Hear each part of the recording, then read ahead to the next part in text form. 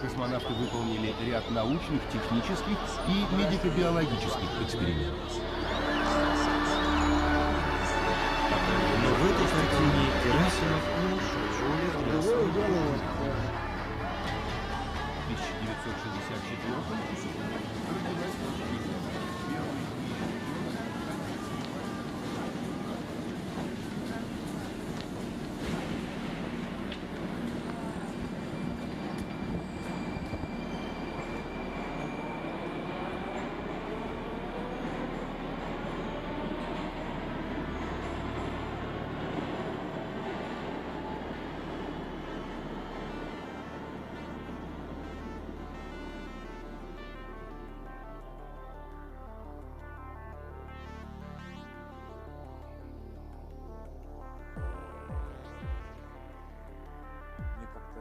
Со мной учился, я его не буду называть, тоже известный режиссер. Он рассказывал, я же достаточно, самым младшим был на курсе, да, и он говорил, в один год я буду снимать коммерческое кино, а второй год для души авторское. Я говорю, как так может быть? Надо снимать то, что ты понимаешь, ты хочешь, и у тебя это болит. Как говаривал коллега Илья Авербах, он по первой профессии был врачом. Я кино снимаю не от избытка здоровья, а потому что это болит.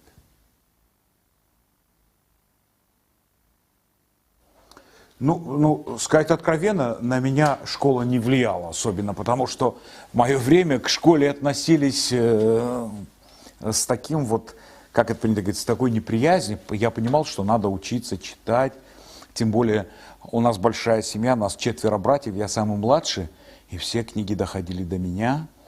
И пока братья читали в старших классах, я уже все это знал, в классе 3-4. И мне кажется, на меня повлияли не школа, не братья, они меня всегда наказывали, чтобы я еще лучше учился. Родители были либеральными, а вот улица.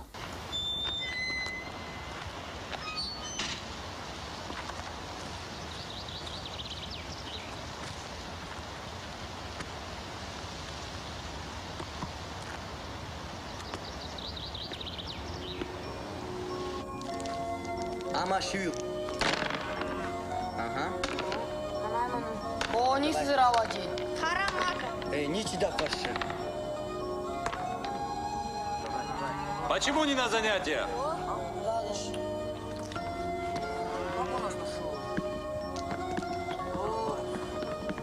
Еще раз увижу, всех качаться заставлю. Улица, она влияла. Я видел в этой улице, помните, были такие вот игрушки, калейдоскоп из разных стеклышек. И вот этот сбор, вот этих разного стекла, разноцветного, вот это была улица. Как это принято уже говорить, когда человек уже профессией занимается, модель общества, а она вот на улице. Такой, такой, такой, такой. И мне это интересно было. Я не хотел разделять, что такое хорошо и что такое плохо, а вот видел, что вот это все другое. Вот я такой, а это другое, а это еще совсем иначе. И вот все вместе мне было очень интересно.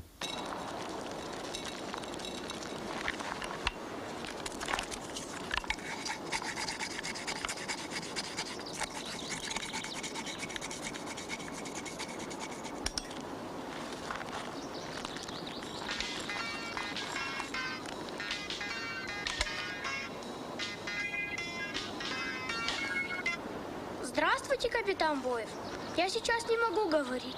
У меня очень-очень важное дело. Перезвони мне минут через 20. Да.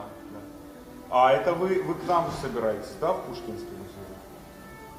Ага. А сценарий захватили? Где вы сейчас находитесь? Ну, в то время все хотели быть космонавтами. А поскольку я был маленьким и не с кем было оставить, моя мама работала в больнице боссом, и отпускали нашу соседку. Она санитаркой работала. Ну, чтобы со мной кто-то был. Мне 4 годика всего было. И пролетал в день один самолет, и она мне всегда говорила, это, говорит, Гагарин летит. И она рассказала мне историю, он хочет на мне жениться, Гагарин, а вот все, говорит, против. А я подумал, если Гагарин женится на Мади, соседке, значит, таким станет летчиком, космонавтом. И я начал обходить в селе дома Аксакалов и говорил, ну почему же мы не выдаем за Гагарина? Все смеялись, потому что все знали эту историю от нее, а мое искреннее желание стать космонавтом, летчиком, оно разбилось, когда 27 марта 1968 года, когда разбился Гагарин. Мне кажется, вот такие случаи, которые в жизни, это в тебе, и ты с этим ходишь, живешь, хочешь кому-то рассказать. Может быть, поэтому и профессия возникает. Режиссура — это я хочу рассказать то, что я видел.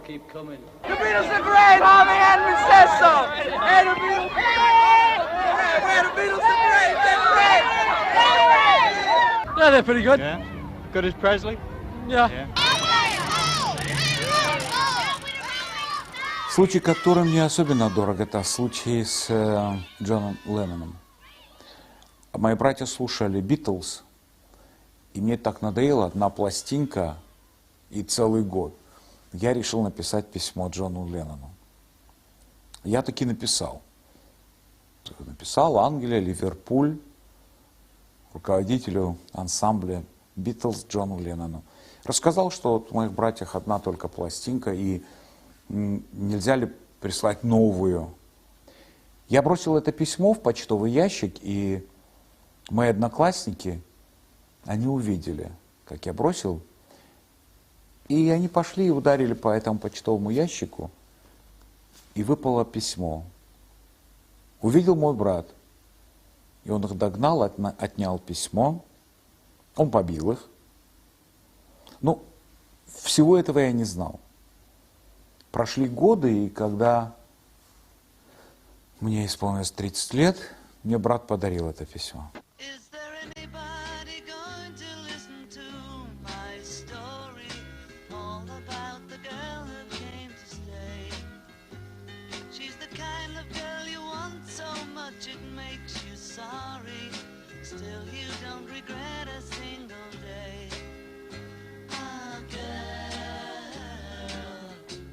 Ну что, получил?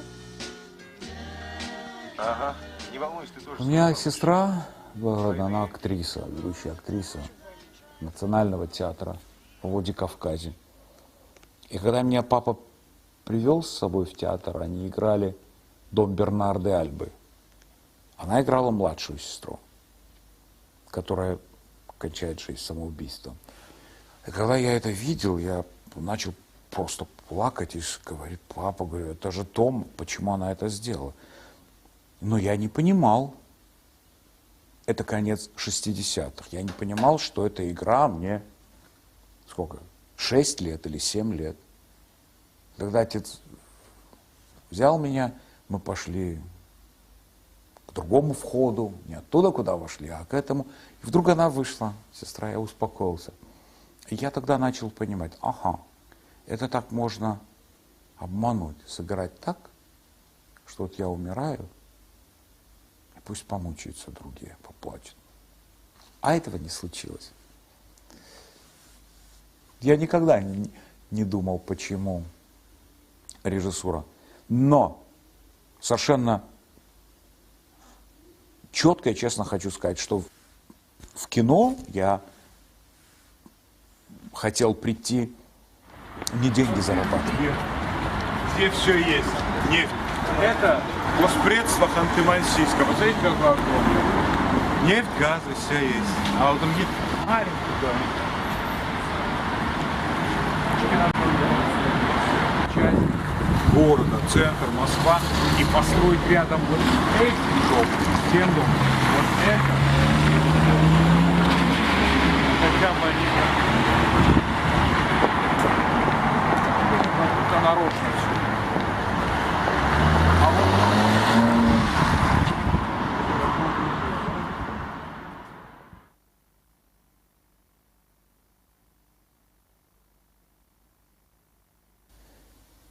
И когда я закончил школу, они не набирали. Мне пришлось ждать еще 3 года. И вот эти 3 года я работал декоратором, помощником, вот всякие какие-то. В кино, на телевидении.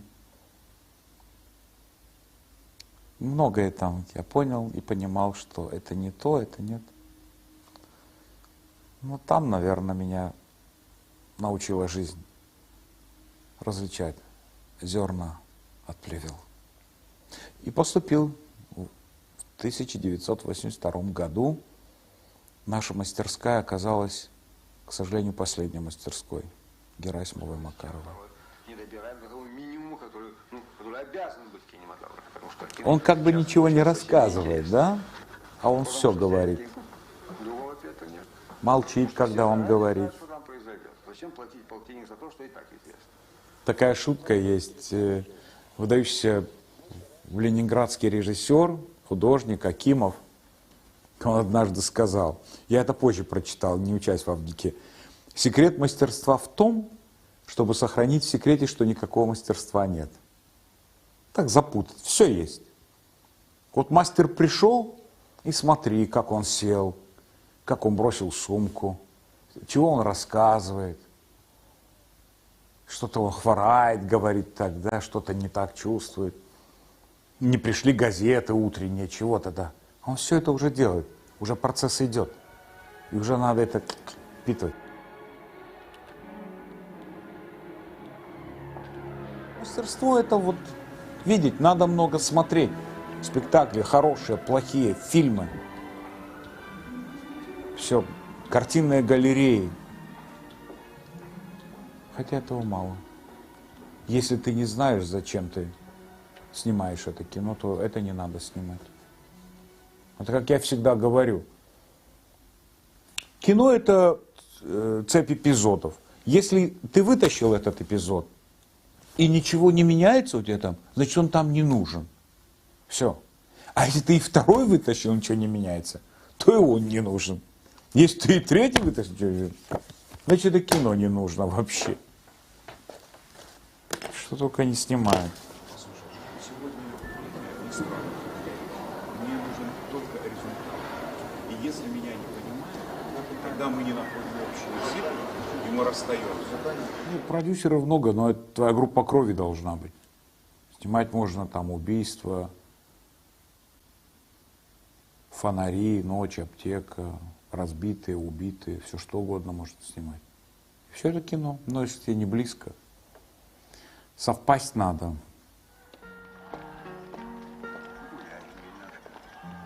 Гуляем. Добрый вечер. Добрый вечер. Вот, кошку завел. Ты скажи мне, Валерочка, зачем советскому человеку летнее время, зимнее время, крутим часы туда-сюда? В Европе уже давно так. В Европе. Мы в Азии живем. Вот и непонятно, в каком времени находимся. Пусти ножку. Ножку пусти. Черт его знает в каком. Бардак кругом полный. Вот в каком. Идем, машину посмотрим. Не сперли ли. Идем.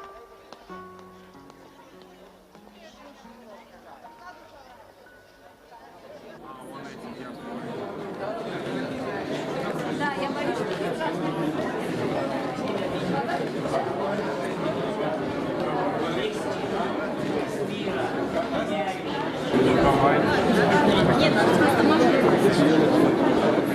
Вот ты предложил один сценарий твой, он тебе дорог. Не идет, другой должен быть. Второй не идет, третий должен быть. У меня все это есть. У меня есть Хаджи Мурат, сериал, написанный Эдуардом Яковлевичем Володарским.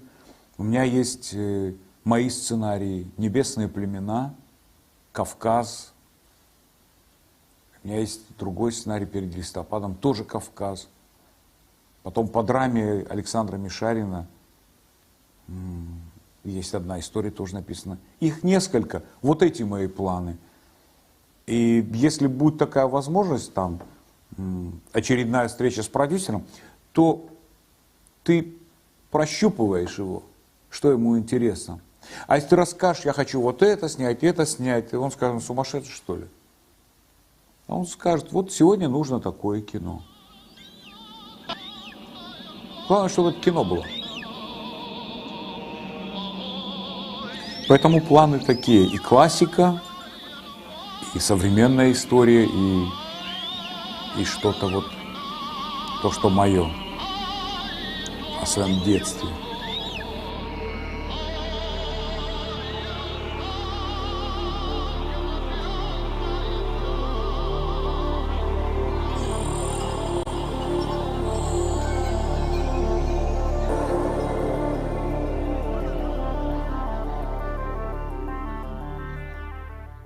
А сейчас, по уже сложившейся традиции, в нашей программе дебют. Поет Аким Салбиев.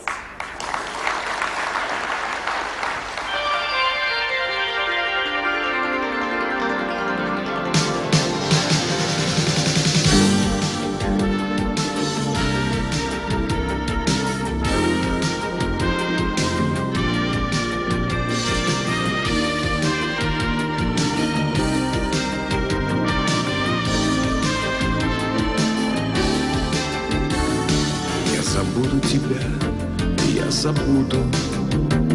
Это трудно, но все-таки справлюсь. И любить, и мечтать я не буду. Что поделать, тебе я не нравлюсь.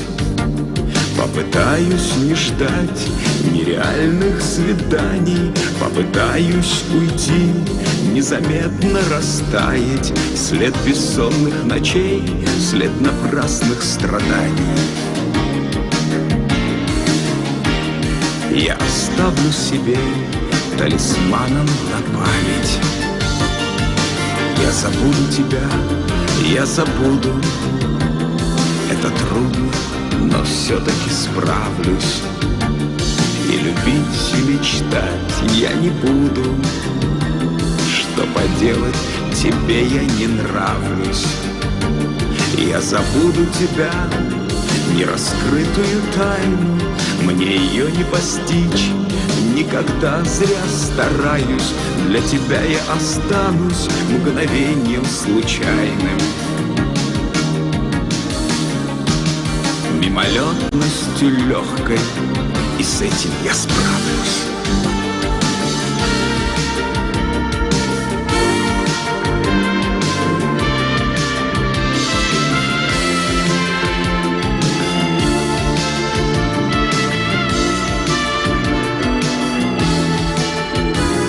Я забуду тебя, я забуду. Это трудно, но все-таки справлюсь. И любить, и мечтать я не буду. Что поделать, тебе я не нравлюсь.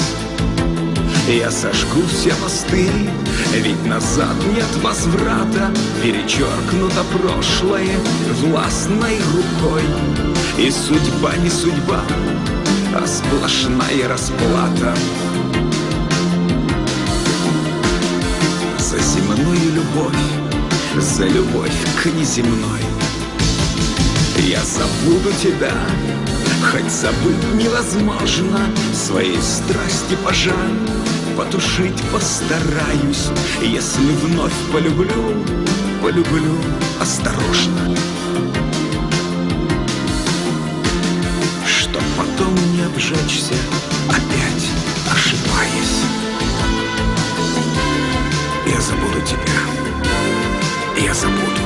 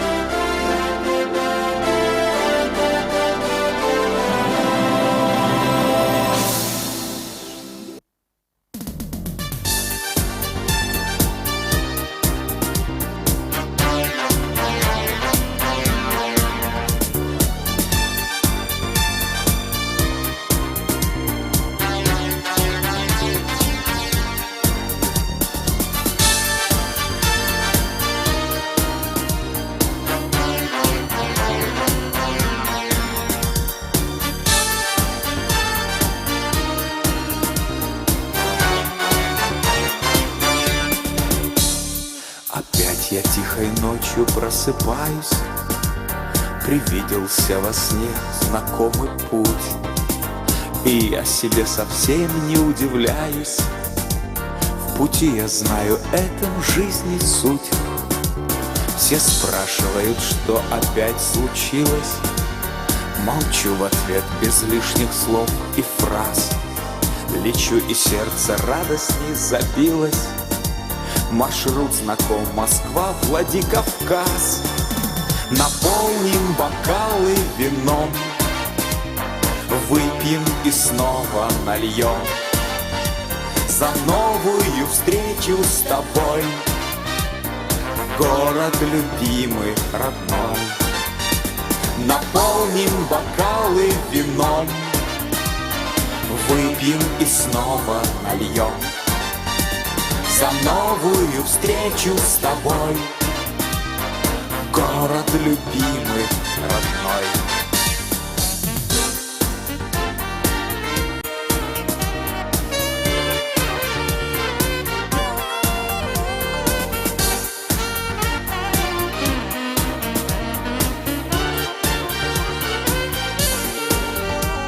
В душе храню всегда родные лица, величие гор и аромат цветов.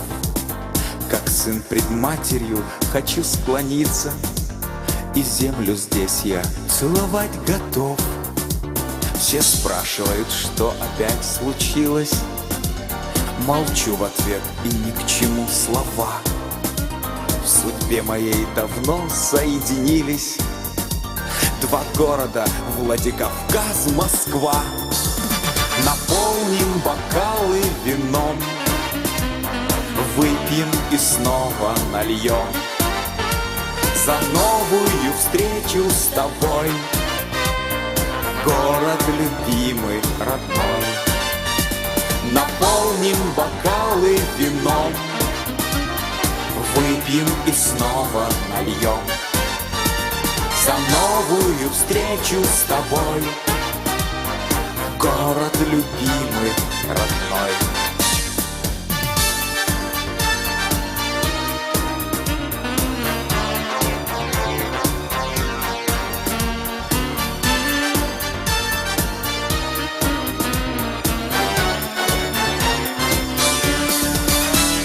Наполним бокалы вином, выпьем и снова нальем за новую встречу с тобой, город любимый, родной.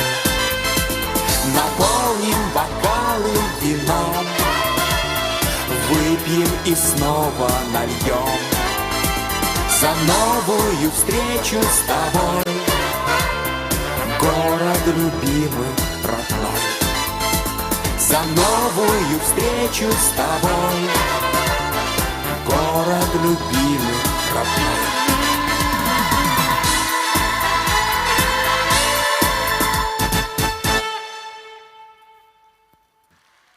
Андрей Кинчаев. Добрый вечер. Я задержал, потому что ждал московских гостей, самолет поздно прибыл. Поприветствуйте их, они вот там сидят. Спасибо. У нас идет прямая трансляция ВКонтакте и других сетях. Будем и это учитывать. Поехали.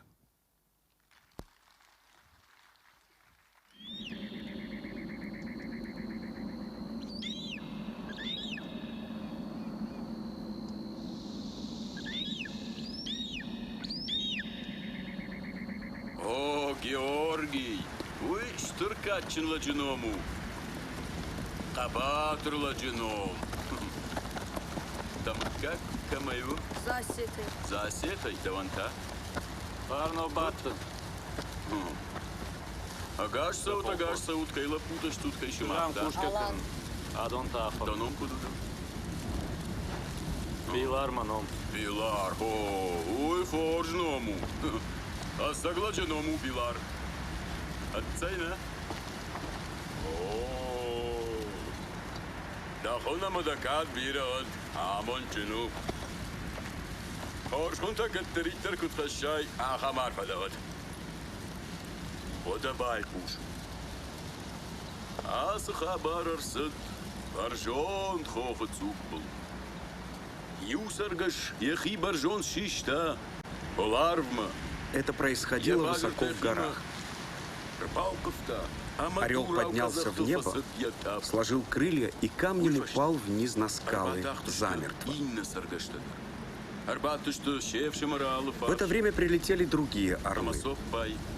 Приземлились вокруг собрата и начали раскачиваться, словно исполняли какой-то ритуальный танец с громкими криками. Так они прощались с собратом. Затем орлы стали подниматься в небо.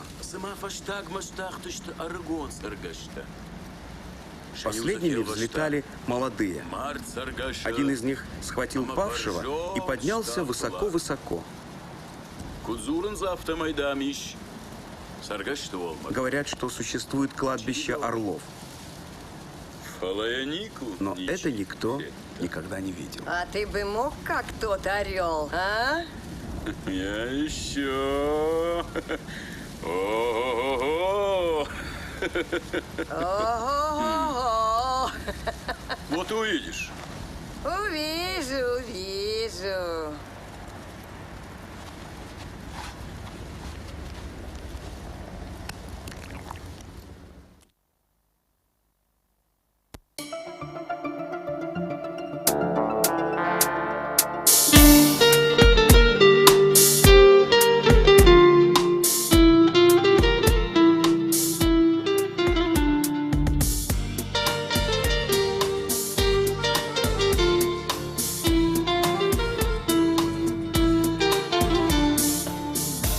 Вайе урдык, уадрайдай харт, фандарашт мавалзак, агаш суммашарт, мих шештади жахай, арва каштихур, мамонд маюбун, фасыттан жанкур, эхусы жамантам, гафына дарбафт, маушкур жилдух, карцым захт карцхашт, уаттар маматавы, Марак бонтуашт, чешгайын хашты, лапуи салк кафт.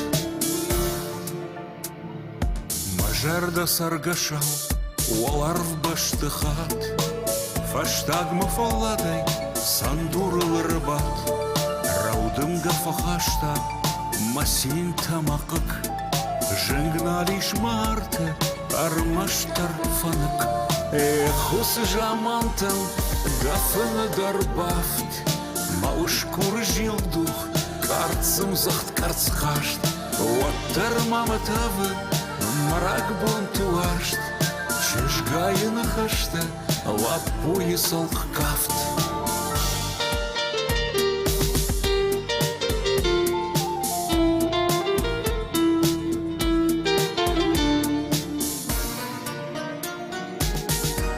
Галбма валзак, не шабыр машарт, фасиам маурдык, амрайды тахарт. Кадам ходзан фандак, мандартар фунзал. Нажонын, уй жона, хусал. Эхусы жамантам, дафыны дарбафт, маушкуры жилдух, карцым захт карцкашт, уаттар маматавы, Марак бонтуашт, чешгайын хашта, лапуи салк кафт.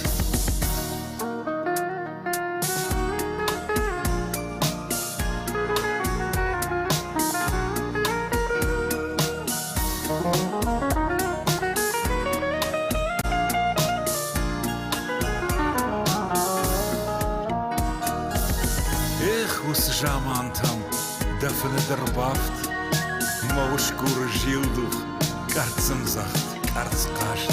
Уаттар маматавы, марак бонтуашт, чешгайын хашта, лапуи салк кафт.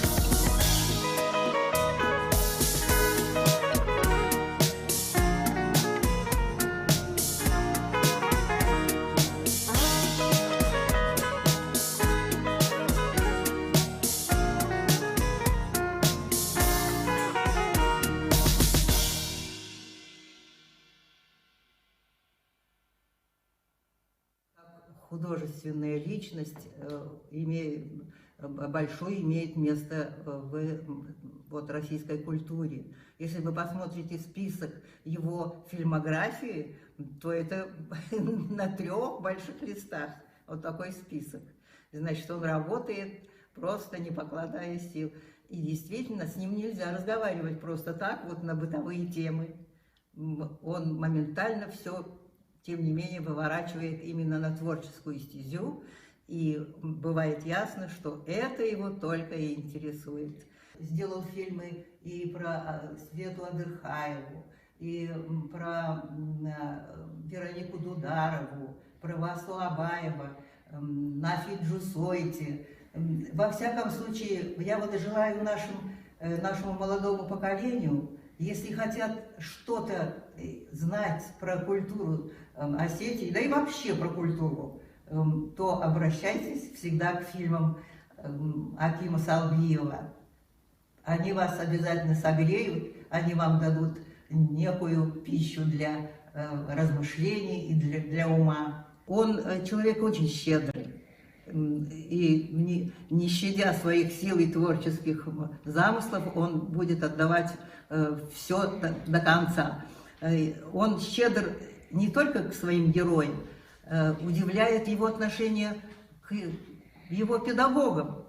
Где-то лет 30 назад он вышел из дверей в ГИКа, а даже сегодня, когда он говорит о них, о Герасимове, о Макаровой, то глаза его теплеют, и видно, как он благоговеет перед памятью этих людей.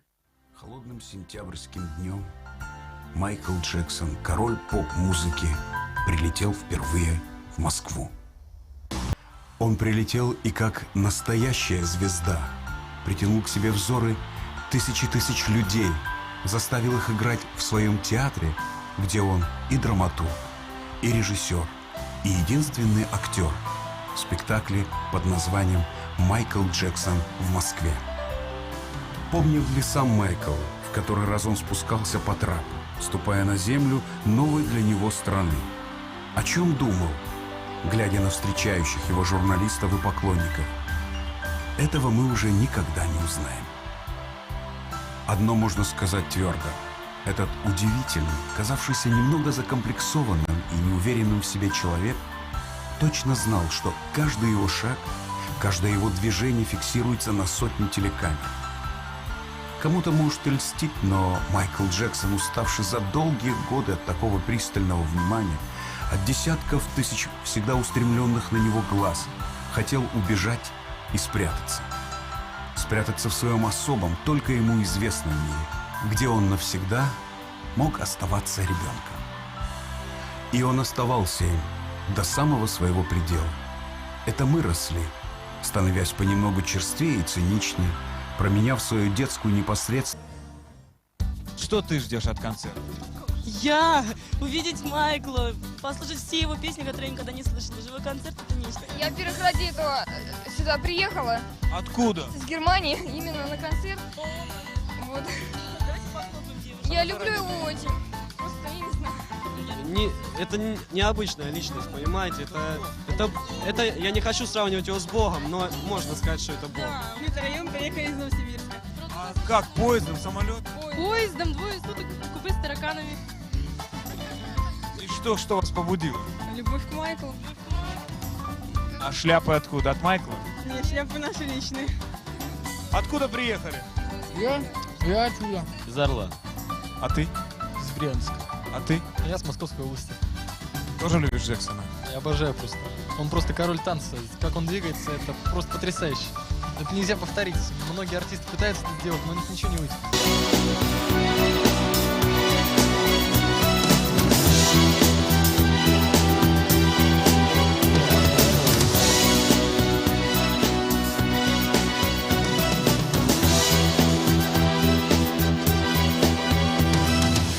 В котором нет тебя, чужой и равнодушный мир. Я хожу, словно тень среди теней, нет надежд, нет больше сил. Мир, котором нет тебя, заброшенный, забытый сад. Вместо пения птиц тишина, а деревья ранят взгляд. Опустошенный сад, мир, в котором нет тебя, как просто заблудиться в нем. И счастливые дни, наши дни, кажутся далеким сном. Мир, в котором нет тебя, в нем тысячи путей, дорог. Но дороги к тебе не ведут, как теперь твой дом далек, и нет других дорог.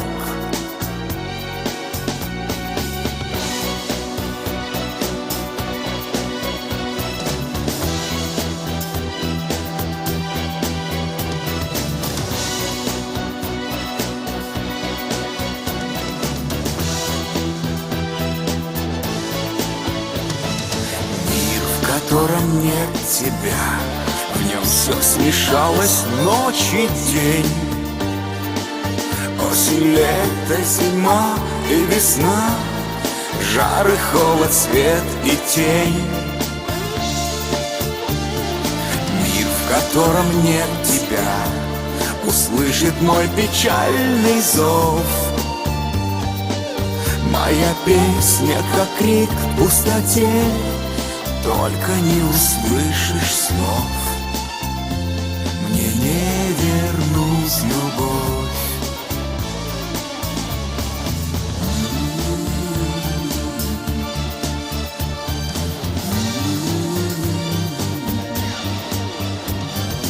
Мир, в котором нет тебя, как просто заблудиться в нем. И счастливые дни, наши дни, кажутся далеким сном. Мир, в котором нет тебя, в нем тысячи путей, дорог. Но дороги к тебе не ведут, как теперь твой дом далек, и нет других дорог.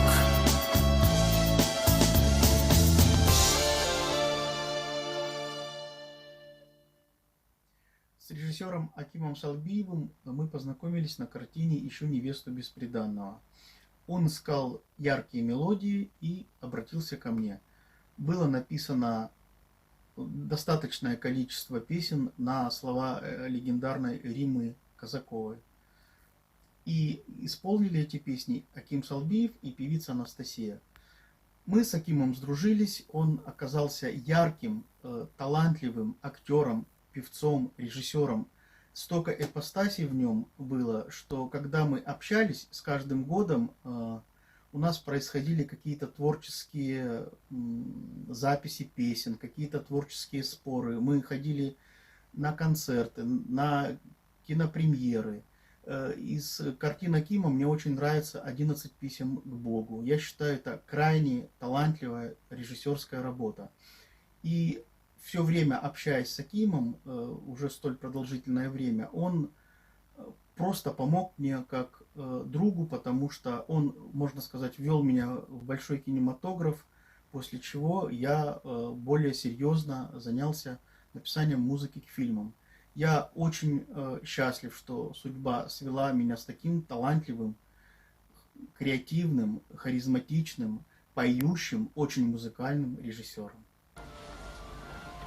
Ну, может быть, тогда познакомимся? Александр Соколов.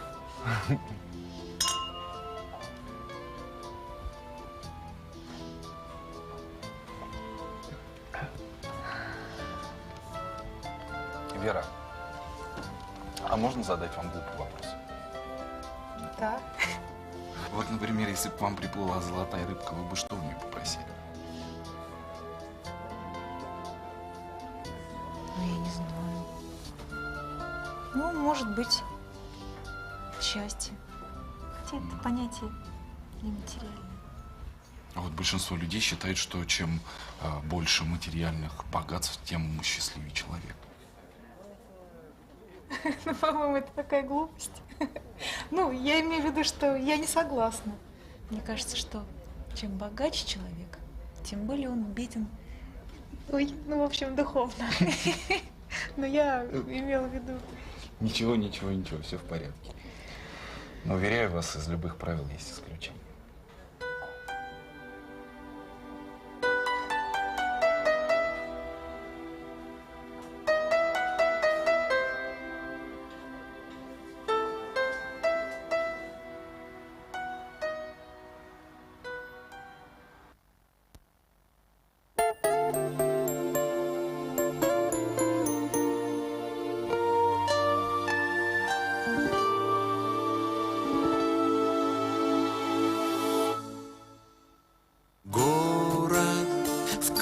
Все есть, лишь пожелай и назови.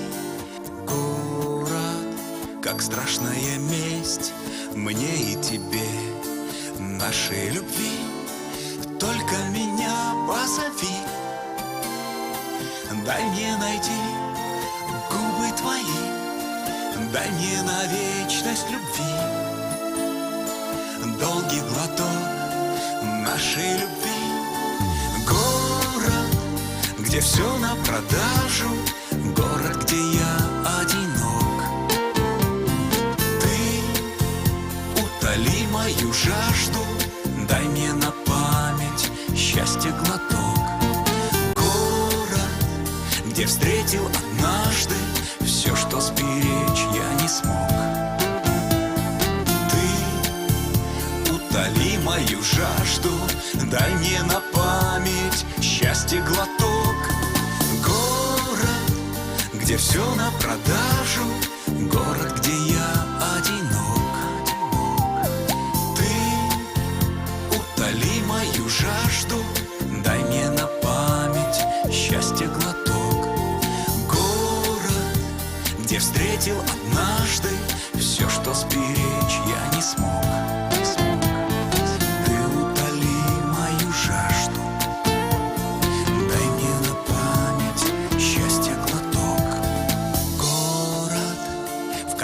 Все есть, но ничего мне не найти. Как чужестранец я здесь тихо бреду, сбившись с пути.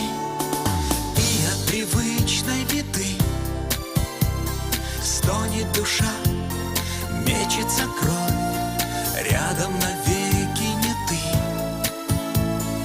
И навсегда наша любовь. Где все на продажу, город, где я одинок. Ты утоли мою жажду, дай мне на память счастье глоток. Город, где встретил однажды все, что сберечь я не смог. Ты утоли мою жажду, дай мне на память счастье глоток. Где все на продажу, город, где я одинок. Ты утоли мою жажду, дай мне на память счастье глоток. Город, где встретил однажды все, что сберечь я не смог. Ты утоли мою жажду, дай мне на память счастье глоток.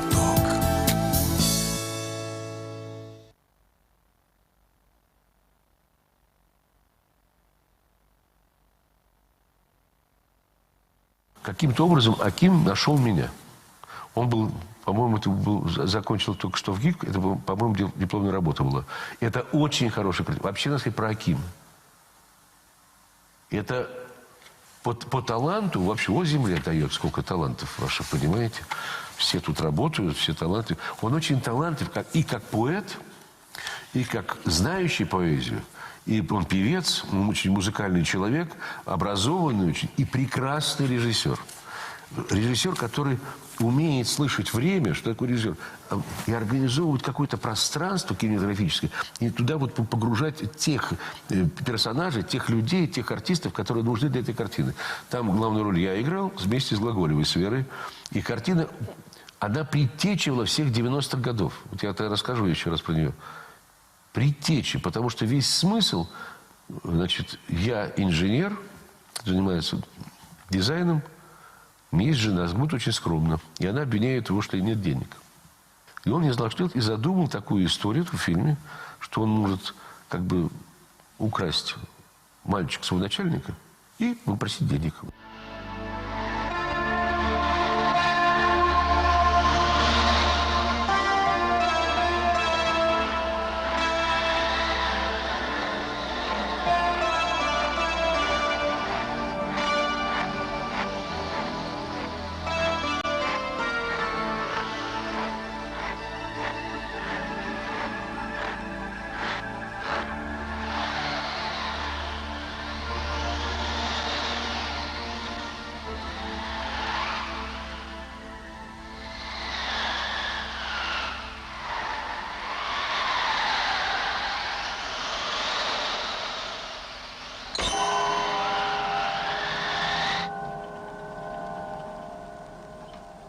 Тысяч?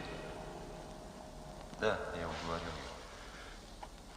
Слушай, Олег, а каково тебе моего отца грабить? Да что ты знаешь про меня? Ты знаешь, сколько унижений я от него терплю? Надо поучить его немножко, чтобы не зарывался. Для его же пользы. Нельзя ли потише?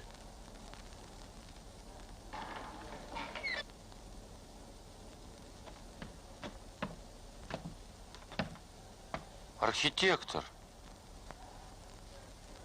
Привет, ребята.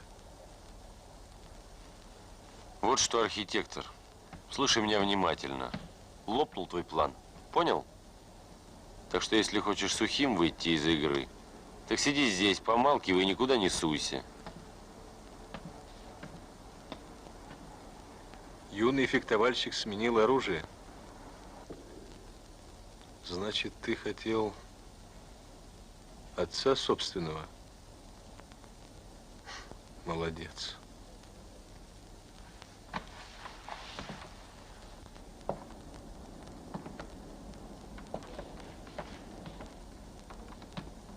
Не поднимайтесь.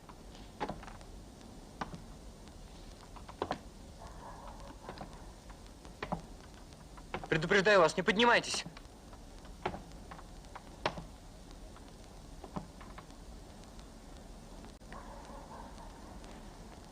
Зачем тебе эта игрушка? Она же не заряжена. Но если заряжена, давай. Пали. Только я ведь не боюсь. Я спать хочу. До смерти.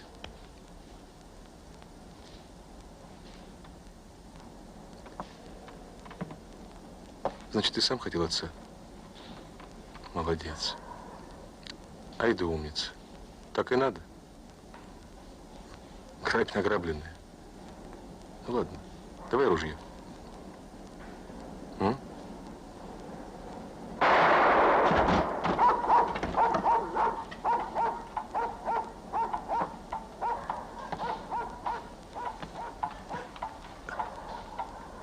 Ну ты даешь.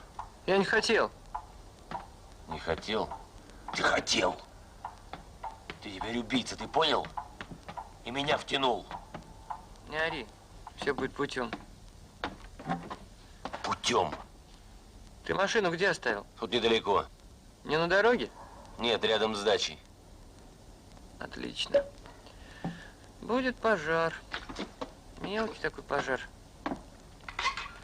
Мало ли дача горит. Вот так вот. Дай спички. Возьми зажигалку.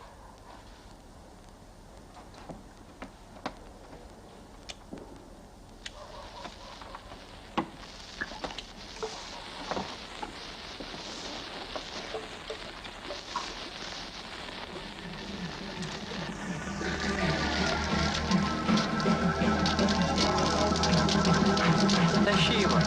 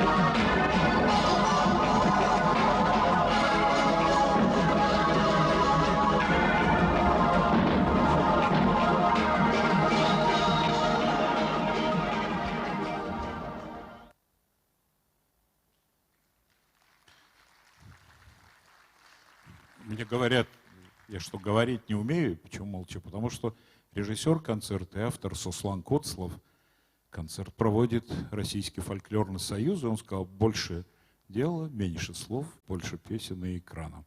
Но перед этим фрагментом из фильма «Васобай, ровесник века» я не могу промолчать, потому что это величина на все времена. Удивительный человек, много историй, но только одну коротенькую расскажу. Это был 82 год, я только поступил в ВГИК, и через 3 месяца наш великий праздник Уаштар Чайбонта.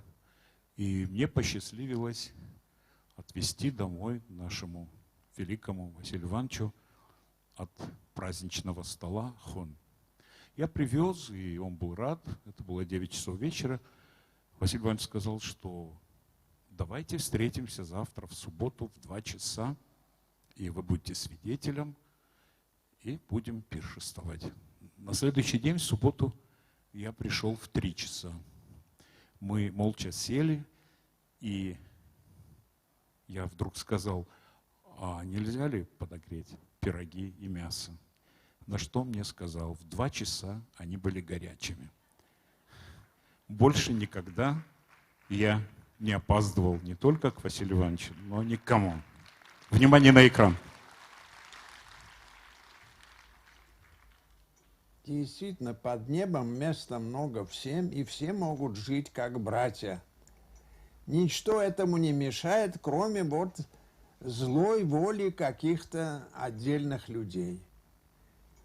Я думаю, что это только этим объясняется, что есть все-таки какая-то группа. Вы знаете, я считаю, что вообще в мире 2 силы враждуют между собой. Добрая и злая. Значит, божеская и дьявольская. И вот, когда одолевает дьявольская, тогда начинается всякий распри, вражда, война. А когда одолевает светлая сила, божеская, тогда наступает мир. Вот я старался всегда на стороне вот этой доброй силы, хоть что-то, хоть чем-то способствовать тому, чтобы был мир. Нет ничего дороже мира. А те спорные вопросы или какие-то проблемы, которые возникают, их можно решать мирным путем, за столом переговоров. Вот это была моя точка зрения, и все, везде, где я вот, пропагандировал вот такой подход. Решать все вопросы мирным путем, за столом переговоров. Ни в коем случае не браться за оружие, потому что правильно сказано в Евангелии, кто взял меч, тот от меча и погибнет.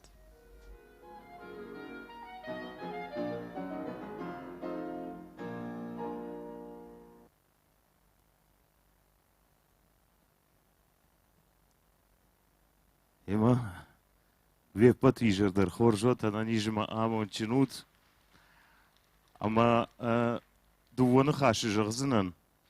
Мана абайты вашуен я варжондер композитор тай удиш Феликс Алборов. Ема хойжарджитай южарак кад шумахары дар барра курге ажарун.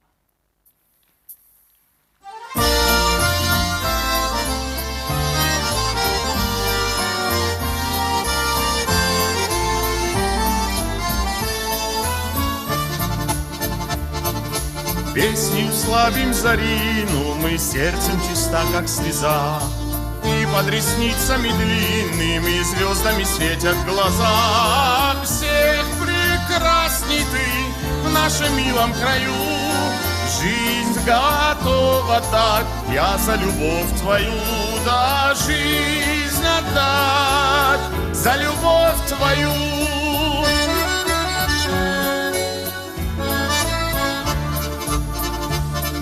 Все мы вздыхаем украдкою, ты словно солнце для нас. Я бы готов был украсть тебя, но посмотри, сколько глаз. Всех прекрасней ты в нашем милом краю.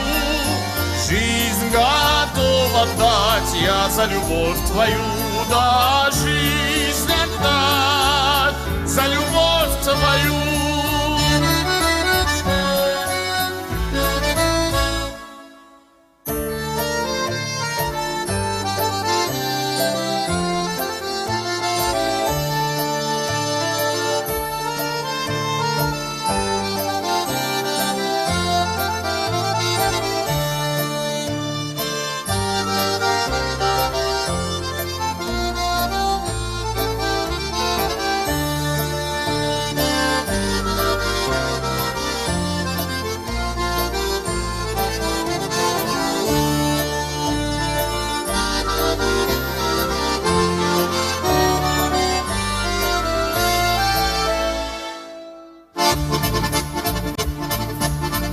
Сражен скорой вестью, я вестью о свадьбе твоей.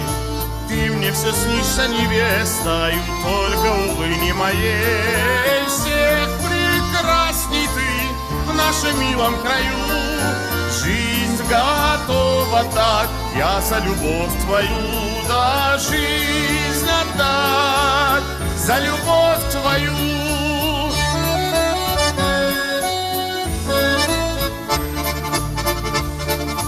Песню славим Зарину, мы сердцем чиста, как слеза. И под ресницами длинными звездами светят глаза. Всех прекрасней ты в нашем милом краю. Жизнь готова дать я за любовь твою, да жизнь отдать за любовь твою. За любовь твою.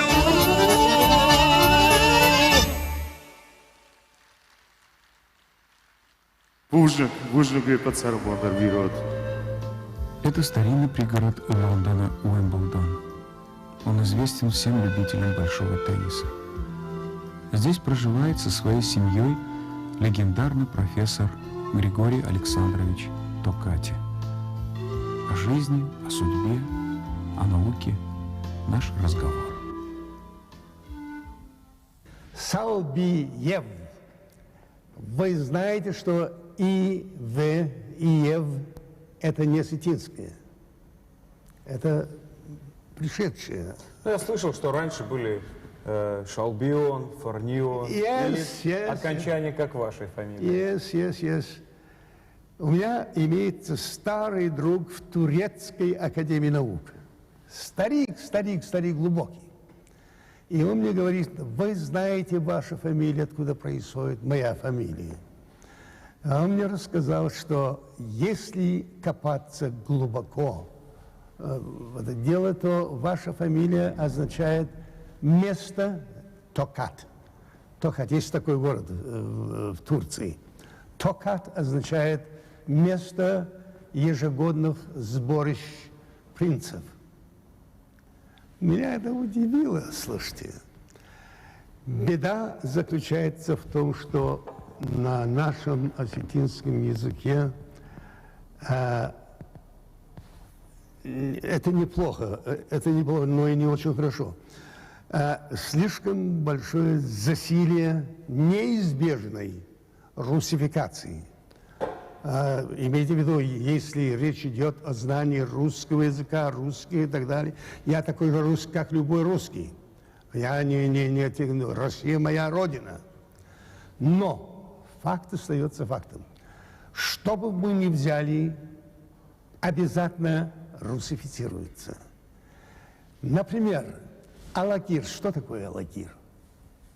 Название города. Алагир. А почему вы говорите Алагир? Алагир. Алла Германовна, почему нельзя сказать по-осетински? Да, как интересно. Вот вы из Эльхотова. Да. А вот меня заинтересовал вопрос, откуда это название Эльхотова? Это арабские слова. Эльхот. Нашим словаристам следовало заняться разрусификацией и дать осетинскому языку его нормальные, естественные произношения. Это было бы хорошо. Когда в ЮНЕСКО недавно обсуждали, в чем же проблема языков в мире, один очень известный датский философ сказал, что беда заключается в том, что мы не говорим на своих языках по-своему. Мы говорим на своих языках по-иностранному.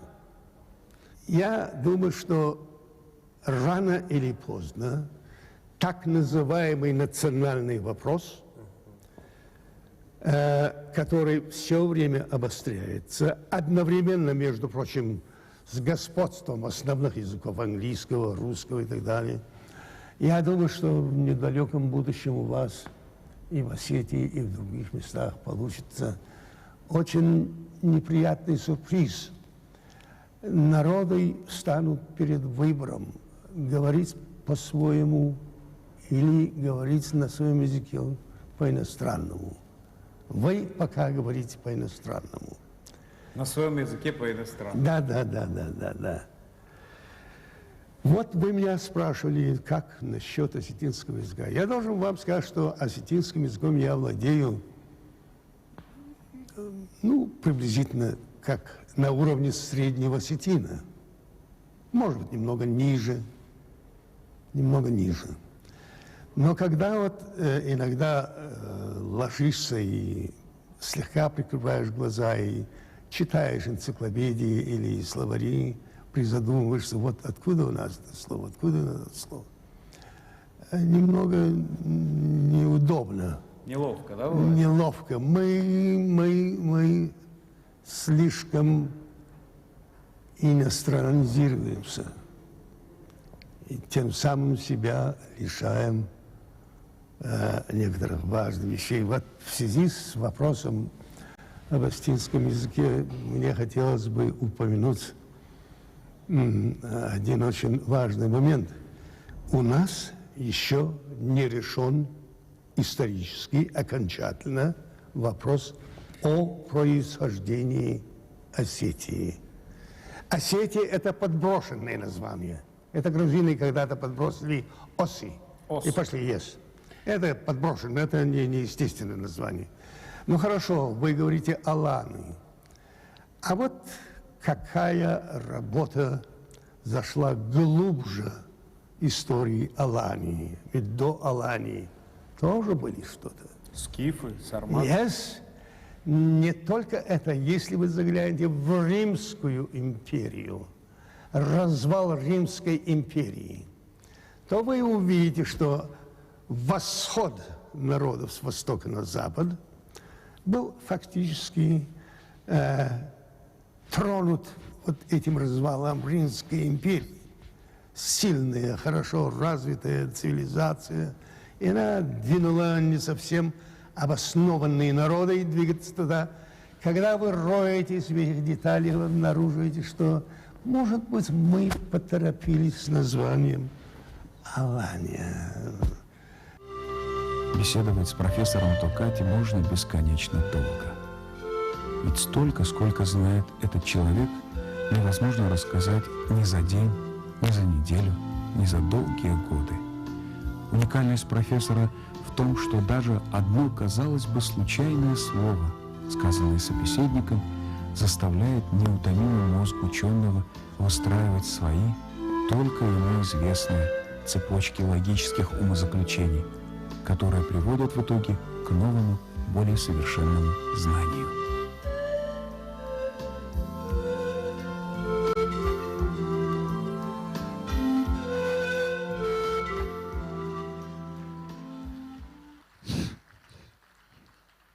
Ну, вот такие вежливые аплодисменты, это говорит о том, что вы не согласны, да, с профессором Токати.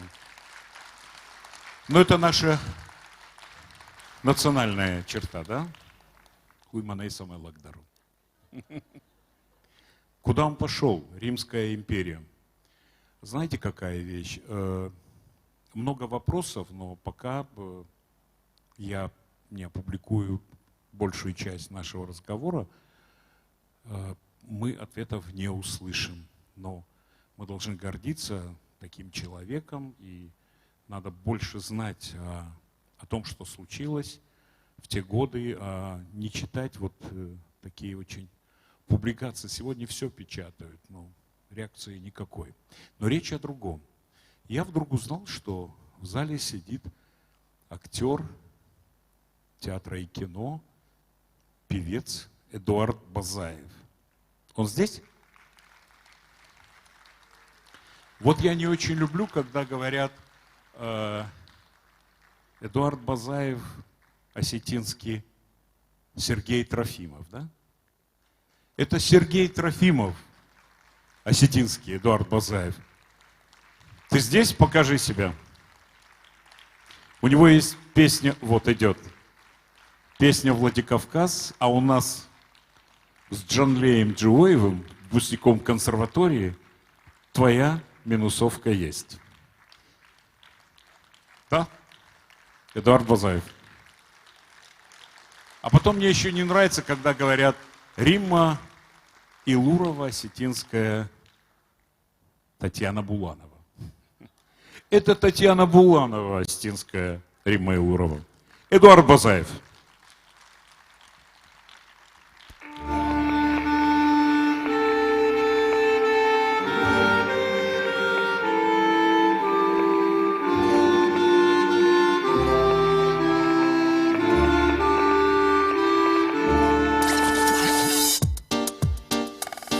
Мой город самый лучший на планете. Я здесь родился и живу сейчас. Моя судьба с твоей в одном дуэте. Ты моя песня, мой Владикавказ. Владикавказ, дом мой родной. Владикавказ, всюду со мной. Ты на земле, словно алмаз, сердце мое, ты Кавказ. Дальше берег Каспию стремится, от снежных гор не оторвать мне глаз. Люблю тебя, Алани, столица. Ты моя песня, мой Владикавказ. Владикавказ, дом мой родной. Владикавказ, всюду со мной. Ты на земле, словно алмаз. Сердце мое, Владикавказ.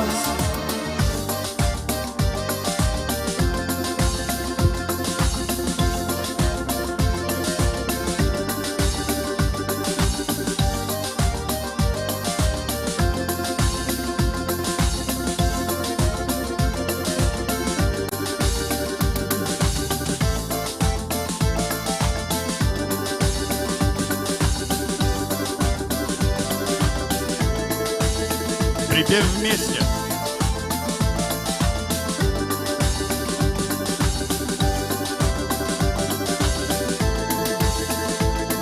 Мой отчий дом, неповторимый город, и пусть в других местах я был не раз, но только ты, родной, мне милый дорог.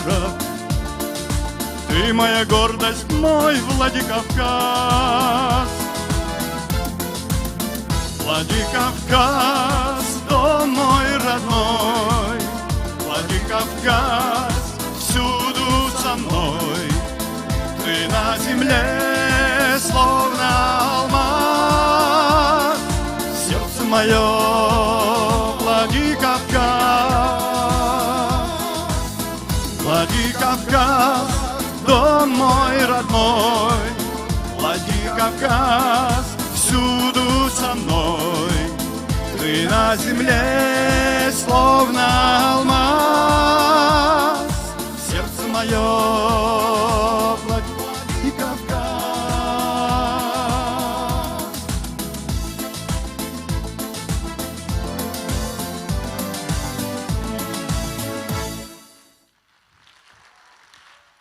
Бузник.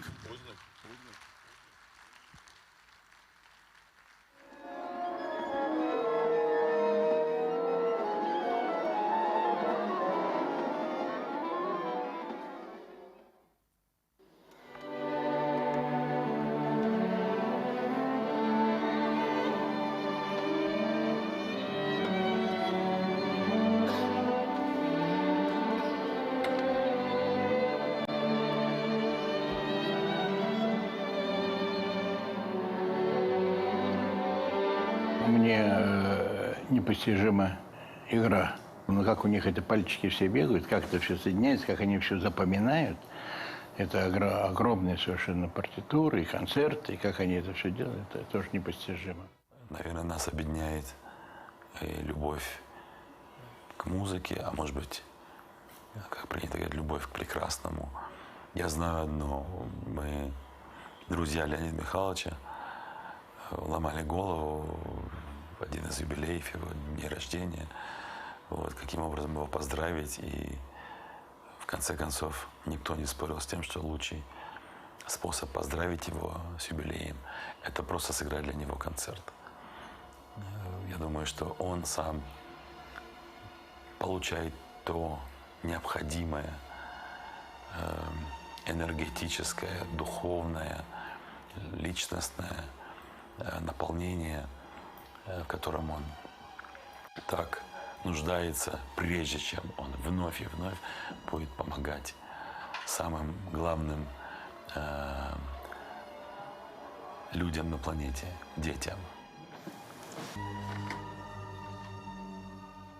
Кто приходит в кабинет, обязательно обращает внимание на льва и на эту картину, потому что не понимает, что это за картина. Это детская картина, правда? У этой картины есть история, которую я уже неоднократно рассказывал, но всегда с удовольствием ее повторяю, потому что это история. Это Нордост.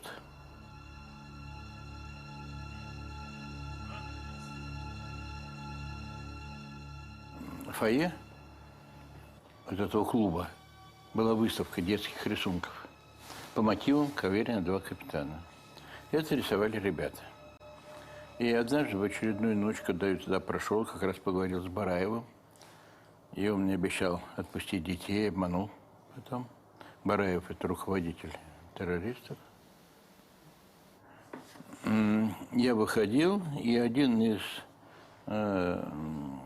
террористов в маске, меня провожая, сказал: хотите какой-то подарок? Но я сначала не понял, какой подарок. Пулю в лоб, что это подарок. А потом я сразу спрашиваю, какой? А вот возьмите любую картину, которая висит здесь. Сначала у меня было желание не брать. А потом подумал, слушай, а если действительно все сорвется, все пропадет, может быть, на память все же взять. И машинально совершенно я взял вот эту картину. Почему? Это авиация. Отец у меня служил в авиации во время Второй мировой войны. И я взял эту картину. Здесь было вот написано, вот как сейчас. Это здесь есть. Это Сашка Григорьев, напористый парень. И нарисовал это Дима Куликов с 13 лет из Глуховской школы-интернат. И картина у меня была продолжительное время. Потом я подумал, слушай, это же получается подарок бандитов мне. Это нарисовал же мальчик 13-летний. Куликов Дима. Я стал искать. Я нашел в Ногинске, нашел эту Глуховскую школу-интернат, нашел эту Диму, познакомился с директором, со всеми, приезжал к ним туда, на школу-интернат. А потом у меня был день рождения, и уже Дима взял эту картину у меня и подарил мне на мой день рождения эту картину. Теперь эта картина действительно моя. Мне не бандиты подарили, а Дима, мальчик. Лет 40 тому назад я перевернул мальчика из деревни. Я работал в Московской области, в Маняках. А парню было лет 10. Я ему удалял легкое, а после операции шел по коридору, а он сидит на кухне и что-то пьет. Я у него спрашиваю, что пьешь? Он говорит, кипяток. Я говорю, вкусно? Он говорит, вкусно. Ну, я пришел к себе в кабинет, включил чайничек. Самоварчики такие были электрические. Он закипел, я попробовал. Действительно вкусно. С тех пор пью. Без всяких идей, без ничего. Из всех медалей для меня очень важно несколько. Это маленький значок «Своя колея» Высоцкого. И вот эта маленькая такая медаль от детей Беслана. Для меня очень дорога эта медаль. Я вообще всегда восхищаюсь людьми, которые умеют делать то, что я не умею делать. Да? Например, композиторы, художники, дирижеры. Мне иногда кажется, что дирижер не нужен. А потом я вижу, что нет, дирижер нужен. Дирижер, как он руководит, слышит. Вот как это люди все видят, как это все делают.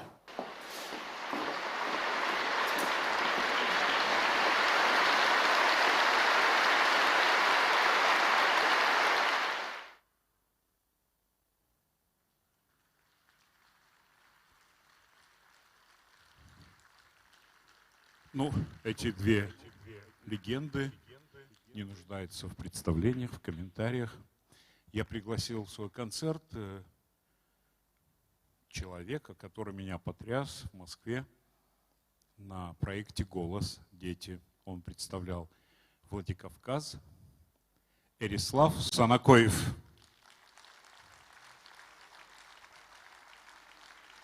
Волнуешься? Почему? В микрофон говори.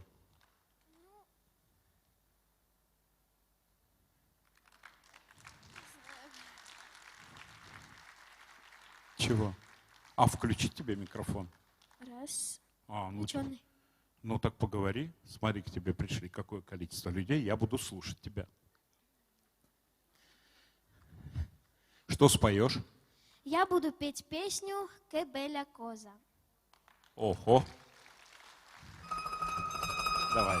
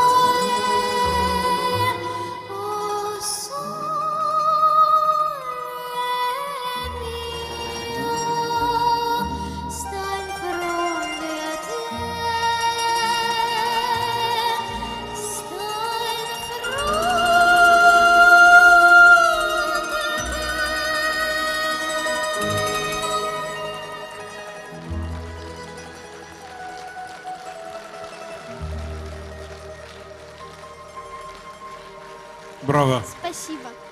Ну и скажите, вот как могли не повернуться, да? В голосе дети повернулись. Ну что сказать? Ты видишь?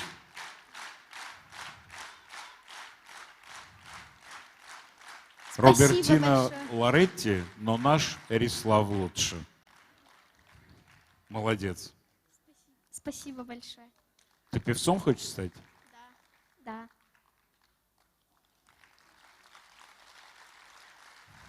Спасибо. Спасибо тебе.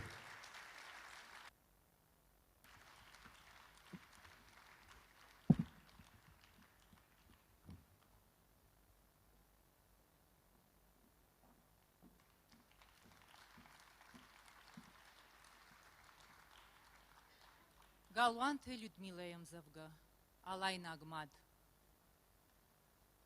Сахусауда Ишфалдышта, Саутта, да Кабултан Науром Шакыг, да Саштата Фатсак Хатфеттон Хурта, Машыг Дагжад, Масар да Тагмашыг, да Жардари Вайштон Занамабоныл, да Вима Аждуни Ерухшбаттан, Ныярагмад. Ныярагмад да номыл аж ваштыгим, аж сардыгим сағдын. Оштыр хусау. Нем барыны яраг, саман калану шанушты туг. Саман райгуры навшиш туг захмараг, кадырлаузан халар зинады дуг. Сынафакканы адаман нажахыл, ладжефыдай лагнал жоны авшиш. Сыкавам хурбон, найжахыл анахыл, Саман канам насыбыр сарт амбиш, хуадаймак, кудгатырды анавшиш. Дабон куаид аны куриш туне, дабон куаид аны куриш жах. Хусавай такунна таршиш жах. Саманиш хур, оштыр хусавым барын, кунао юма зыллата амжонд, кайқаву жах. Кайқау жах. Самай таршын, кудыканын фаражын, мажарда кушы, меванкты иштых, наузани манай хусаудар ражы, аш сардыр аш куражын он адых. Кашмат, аш дема басаузынан тоха, на амалзынан сашфандыма мар. Самай ышлавой кабул ташак ахтыл, аш цивджин каркау қаққан он шасарт. Азухтарсын аланты койкан зынан, кудбира ут шатых амахшар, шасардайсын савиттон тахашсынан самай харой аланты номай арт, ам шутзани алайнакты ышталы, ыж амон зынан мадалоны вжак, шафыдалтау арбатсышты нахаша, важдану заниш, щехдау амавак.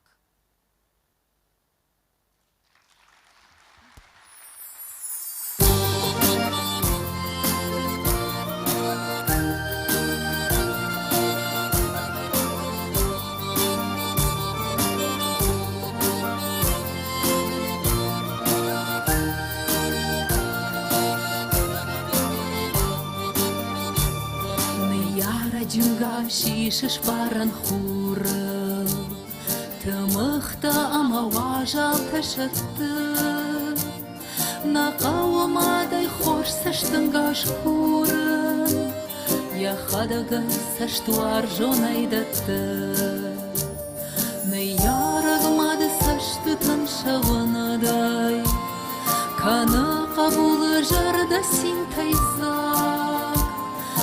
Ярагмады сашты танышатында, я сотаншты хамдарит тарпанда.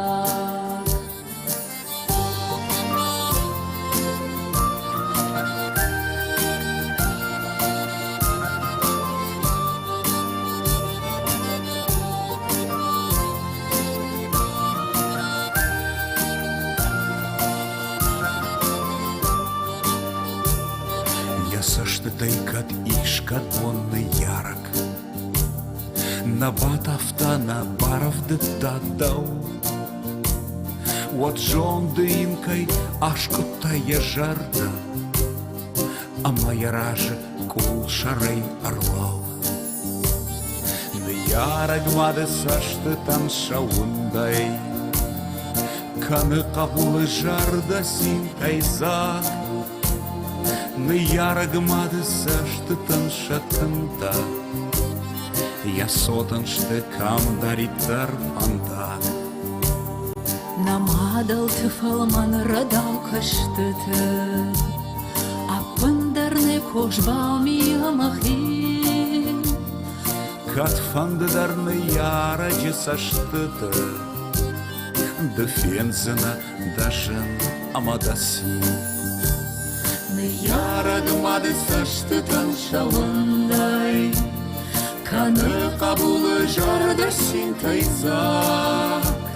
Ярагмады сашты таншатында, Я сотаншты камдаритар пандақ.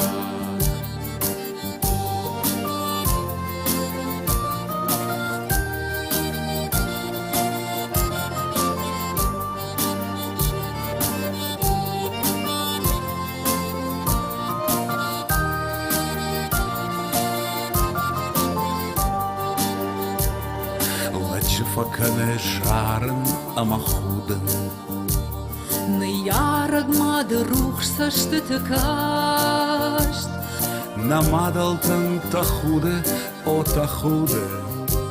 Шасашты тыкуни кадуайдмашт. Ярагмады сашты таншауындай, Каны қабулы жарды син тайзақ. Ярагмады сашты таншатында, Я сотаншты камдаритар пандақ.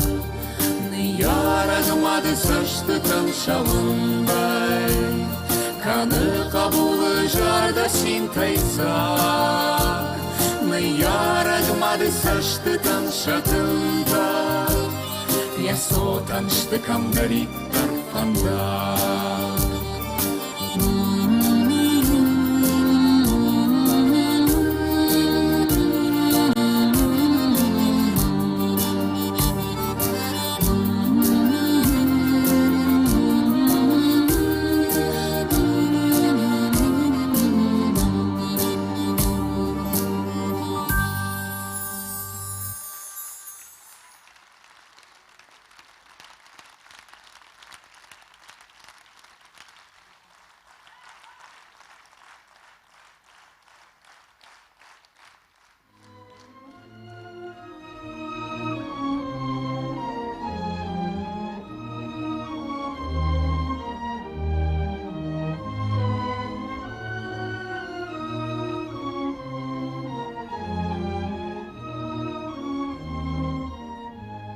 Я здесь никогда не была. Такую красоту я сейчас увидела из этой ложи. Сцена наша великолепная, потрясающая. Потолок с росписями. Невольно меня натолкнули на воспоминания моего детства. Впервые в Ленинграде нас повели в Малый оперный театр. Полное восхищение меня привел потолок. Эти росписи необыкновенной красоты. И я думала, что на сцене я вижу то же самое, что наверху. Поэтому мне очень приятно сегодня здесь находиться.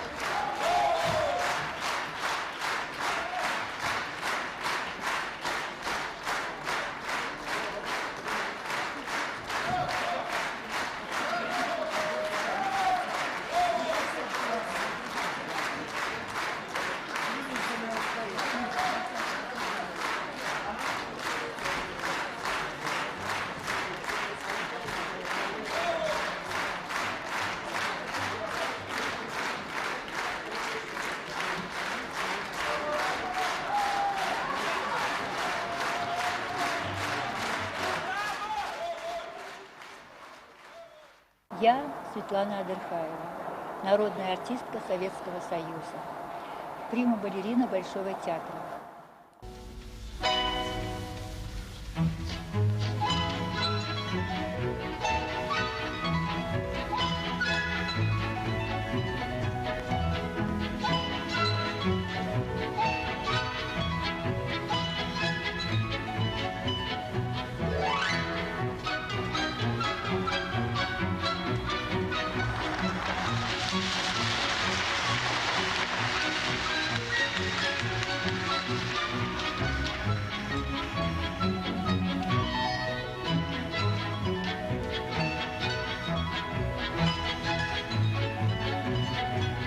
Светлана Адырхаева замечательная совершенно балерина.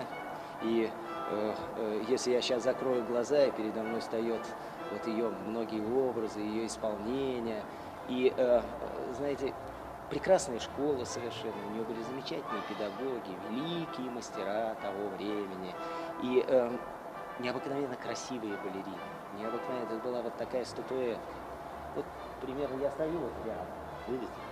Вот скульптурность, вот это все в ней было. Какие удивительной красоты ноги. Об этих ногах, так сказать, писали, говорили. Они даже есть и снимали их на обложке книг. Это замечательно, совершенно точеная ее стопа. Что такое стопа для балетного актера и в нашем искусстве? Это та часть тела, которая заканчивает рисунок танца. И вот Светлана обладала необыкновенной красотой ног. Все детство мое прошло в селении Хумалак. Это селение находится на берегу реки, такой небольшой речки Хумалак, куда мы часто с детьми бегали купаться. Родители мои очень простые люди. Мама никакого отношения к искусству и папа не имели. Наши национальные танцы, там, знаете, вот наш ход этот, ну и вот эти все свадьбы, а дети всегда на свадьбах присутствуют. И, конечно, я вот любила в детстве танцевать. Ну, конечно, что такое балет, я и понятия не имела. Мне только 8 лет исполнилось. Я помню, в этот период был набор детей в Ленинградское хореографическое училище вот, имени Вагановой. В число этих детишек попала и я. Мне, конечно, было довольно сложно первые годы учиться, потому что я русского языка не знала, когда в Ленинград поехала. Я была ребенком собранным и старательным, и довольно легко мне все давалось. Я училась у прекрасных педагогов. У меня по классике была Елена Васильевна Шерипина. Она тоже в прошлом ученица Вагановой, вот, плеяда, вот, Уланова, Семенова. Они все, естественно, друг друга знают. В младших классах у меня была Варвара Павловна Мэй. Я благодарна им, что они мне дали такие знания. И потом это плавно перешло в театр. Я училась у Галины Сергеевны Улановой, у великого мастера Марины Тимофеевны Семеновой. И вся моя творческая жизнь прошла под руководством этих великих балерин.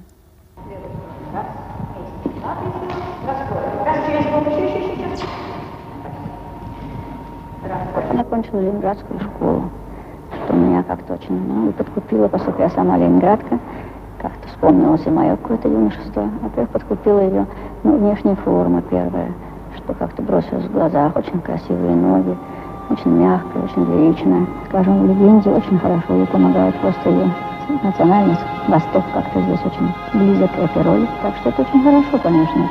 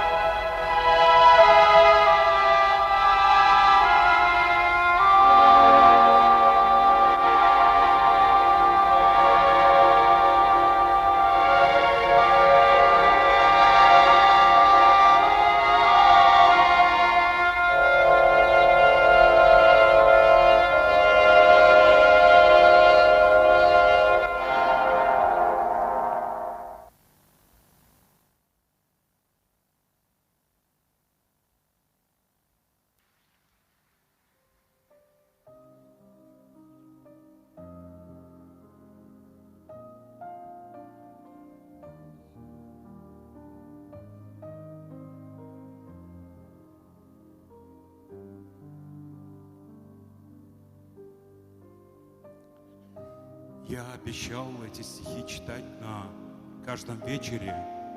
Они посвящены Светлане Зантимировне Адырхаевой.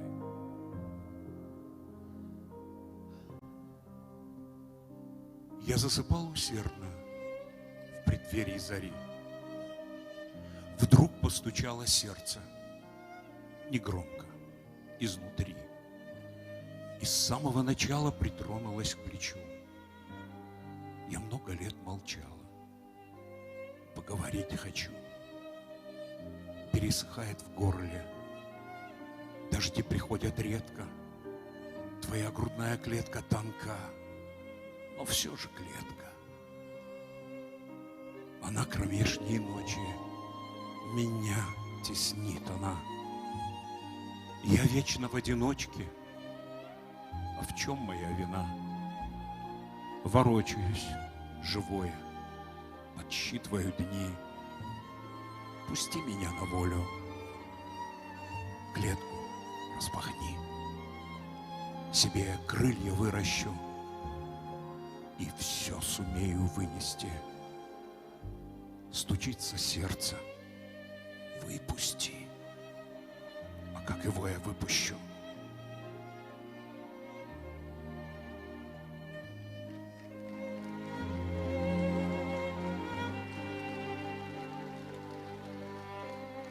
Как этот лес коричнев, желтый, красен, я радуюсь, что схлынул летний зной.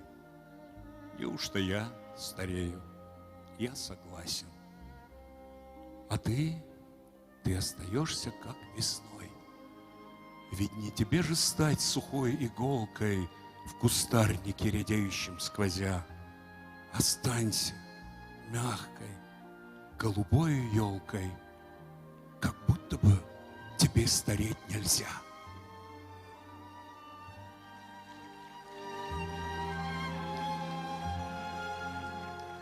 Бармен кадюдам мажарак, каогауфа кашам ияк. Кайжардана агура карак, уижарант, яхифан дияк. Аж золлаяк актар кударин. Кубафидин, ишку махаш. Вот автан кардей нажарин. Накушит маккаун калаш.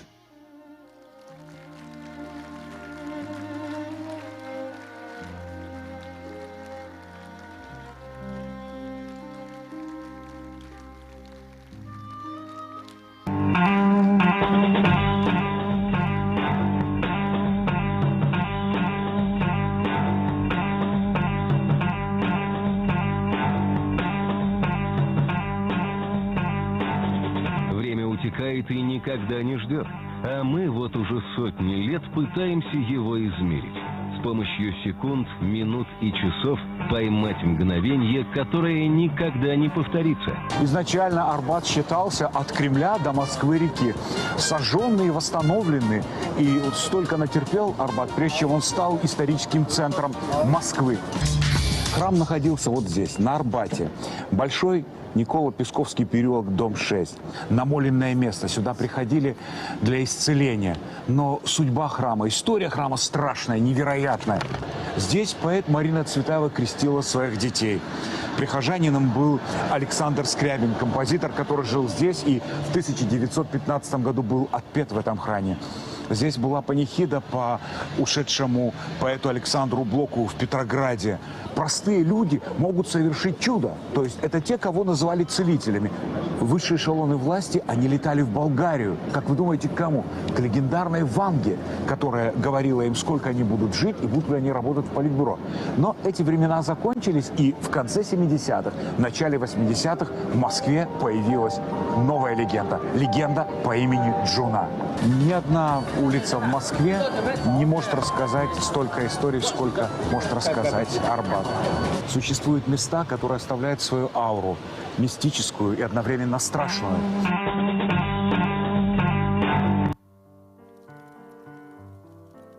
Дипломатический кисель, кисель вроде. Каких только эпитетов Карл Васильевич не слышал в свой адрес. Но долгое время это было не более чем забавно. люмпины соревновались в остроумии, так думал граф. Этот поэт Тютчев, написавший злое четверостишье. «Нет, карлик мой, трус беспримерный, ты как ни жмись, как ни трусь, своей душою маловерной не соблазнишь святую Русь». Этот Лесков с его киселем вроде. Это было обидно, это было забавно, и это стало невыносимо в 1856 году, когда все вокруг обвинили графа в позорном поражении Российской империи в Крымской войне. Ставь на репит самые яркие слайды из памяти и слав этот миг for you. Восстанови хронологию лет незамеченных дней, что тебе пою. Ставь на репит самые яркие слайды из памяти и слав этот миг for you. Восстанови хронологию лет незамеченных дней, что тебе пою. На гребне волны обиды разнили взгляды на мир опавшими листьями были высланы неказистые тропы войны. Забытые строфы, не суди меня, ты моя гора Голгофа. Некуда бежать, и погибала любовь. Некуда бежать, и погибала любовь. Да, вы так энергично сделали. Я хотел рассказать первый ролик. Это, ну, такой осетинский, гелеровский москвовед. Мы делали такие проекты о каждой улице, Арбат, Калининский и так далее. А что касается второго этого ролика, это из фильма о Карле Васильевиче Нессельроде. Это министр царской России, иностранных дел. Он более 45 лет был таковым, больше Андрея Андреевича Громыка. Но речь не об этом. Грусть соседствует с радостью. Давайте что-нибудь споем. Тем более я уже знаю, что Тамара Персаева приехала.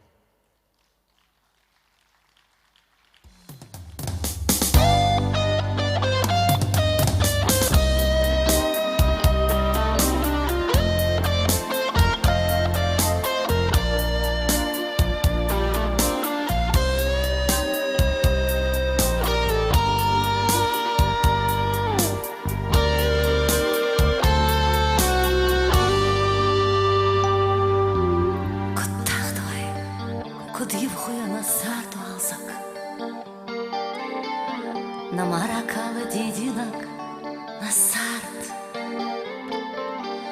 Орлов ажакжа маган я фидиак. Арбаштиат арамаша мунаарт. Орлов ажакжа маган я фидиак. Арбаштиат арамаша наарт. Нартармадана мангай машантадар. Нартармада мажарде вардар. Фазурати вакой канаца фандадар. Манан маваршт, далима башт масард. Сарыма варшт мажардайын ярабыны. Сарамбонты Мариуя хашын.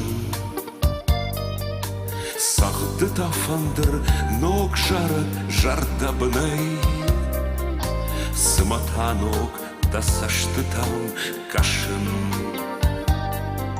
Сағды тафандыр ног жарык жардабынай. Сыматанок да сашты там кашын. Нырдармада анамангай машантыдар. Нырдармада мажардае варт арф. Фазурантил факой канан сафандыдар. Манан маварш дауига башт масард. Нырдармада анамангай машантыдар. Нырдармада мажардай варт арф. Фазурати факой канат сафандадар. Манан маваршт, далима башт масар.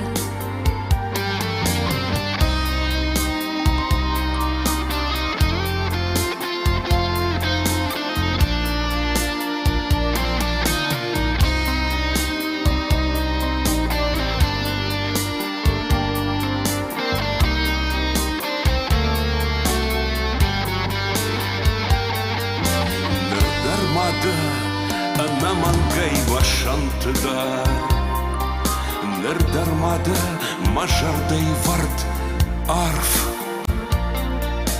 Фазурантю факойканан сафандыдар Манан маваршт дауима башт масарт Нырдармада ана маңгай вашантыда Нырдармада мажардай вардар Фазуратью покой канатса фандыдар Манан маваршт дойма башт масарт Фазуратью покой канатса фандыдар Манан маваршт дойма башт масарт Манан маваршт дауима башт масарт Манан маваршт дойма башт.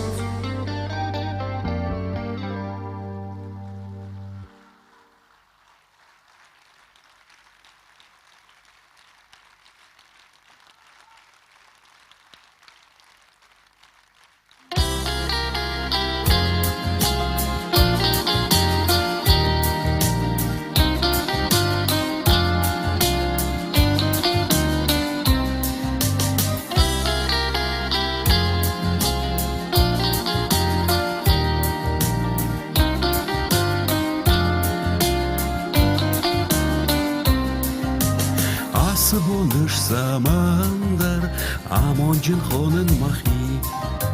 Хурама кавдаров дауы, варжын канымын яхи. Жарда таривы хойы, наларынал бынат. Касырдан дармахона, шкашан вихушары сагат. Варштыра шудын каран, мажет тона бонаш. Жарда маривы бажман, наларынал фараш.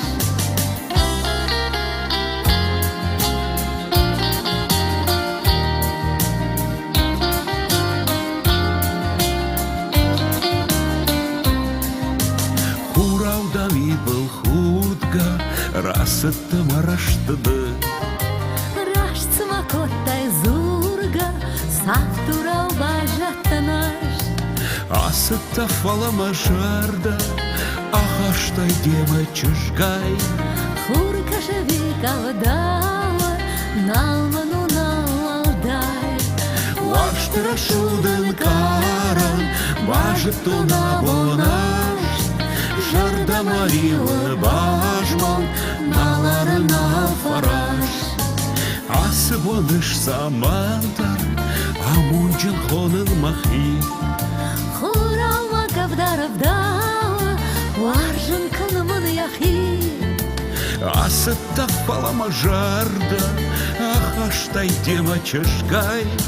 Хурка живи кавдала, налману нал молдай. Ваштыра шудын каран, бажыт тона бонаш.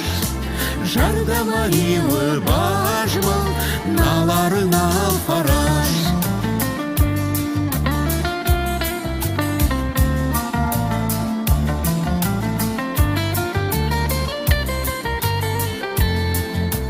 Ваштыра шудын каран, бажыт тона бонаш. Жарда маривы бажман, наларынал фараш. Ваштыра шудын каран, бажыт тона бонаш. Жарда маривы бажман, наларынал фараш. Жарда маривы бажман, наларынал фараш. Жарда маривы бажман, наларынал фараш.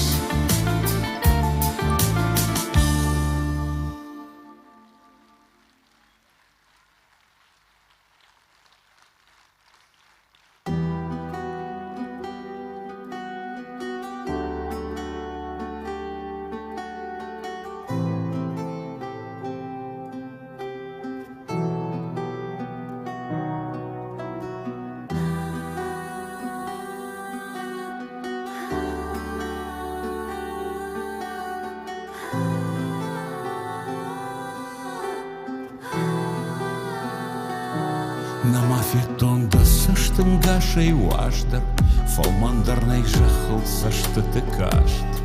Да нахаштай мамуеш зуры раждар, Яшузгатынтай атайыны вашт. Якой дарнай маалфам балайхинан, Артив гадрыхдон фештат дуне жах. Но жона нышкадма узангом синан, Мажерде двора вона орах.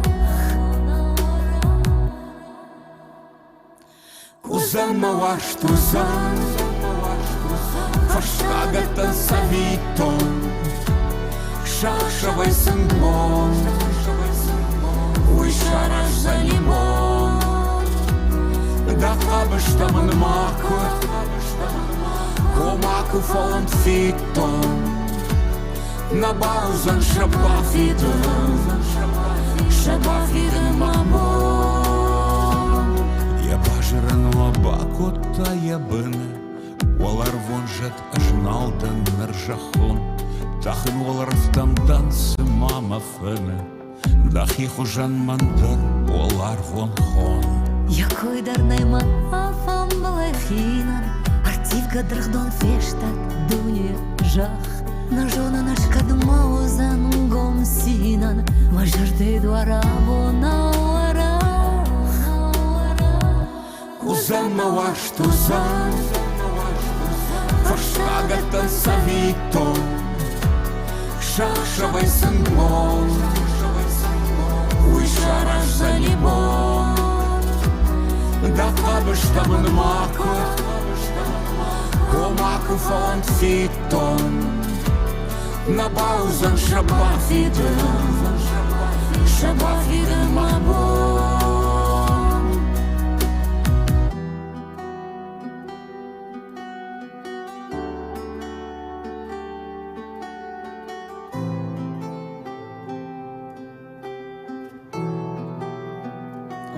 Узанма вашт узан, Фаштагатан савитон, Шахшавай сангмон, Уй шараш за лимон. Да хабыштамын маку, Комаку фоланд фитон, На баузан шабафиден, Шабафиден мамон. Узанма вашт узан,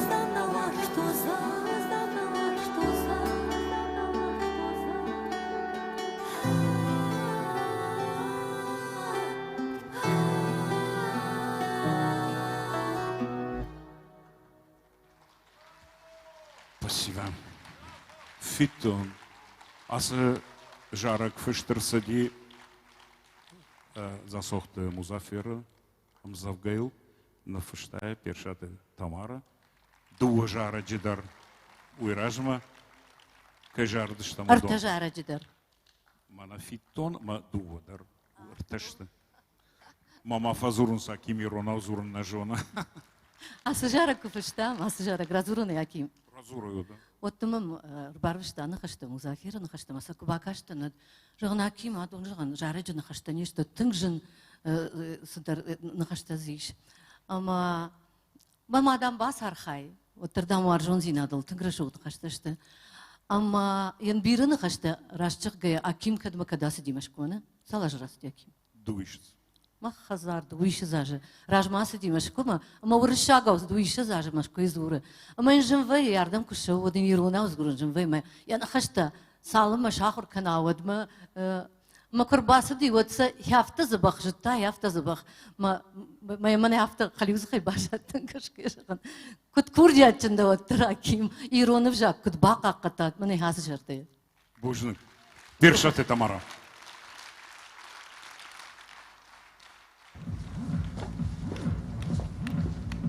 Алло. Мне нужен Вилен.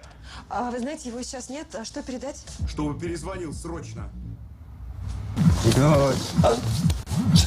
Все, ты мне это уже говорил в прошлый раз. В этот раз стопудово. А может, на продажу твои органы пустить? Почки, печень? У тебя здоровые почки? Если ты меня убьешь, денег не увидишь. Отпусти, пожалуйста, я задыхаюсь.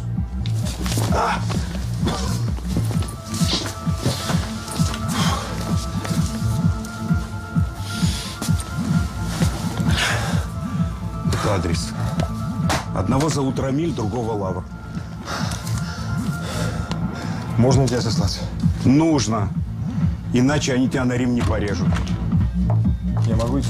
Стой! Вот тебе телефон. Он должен быть всегда с тобой. И я тебе буду на него звонить. Да. Алло. Что будем делать, Глеб? Наблюдаем. Это я тебе звоню. Где твой приятель? Должен скоро подъехать. Как же все меня это достало. Дай ствол. Ах ты! Говори, тварь. Где Вилен? Я не знаю, честное слово. Говори, иначе я тебе мозги вышибу. Отпусти ее! Глеб! А тебе что еще здесь нужно? Стоять! Уберите его! А ну лежать, тварь! Повезло тебе! Стоять, я сказал! Стоять! Оба руки за голову, вот так!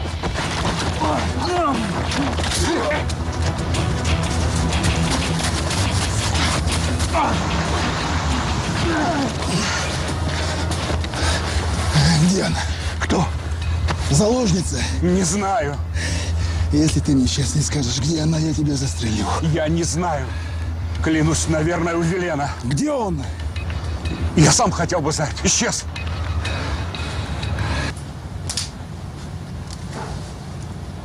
Знаешь его? На мента похож. Иди пробей его. Ладно. Ну и что ты думаешь об этом? Стрёмная инфа, Сильвестр. А вот насчет следака он в точку попал. Черт возьми, все пропали. Ни Лавра, ни Рамиля как будто сквозь землю провалились. Вот что, сгоняй-ка к ним. Если все нормально, скажи Лавру, чтобы он ночью заехал ко мне. Ладно.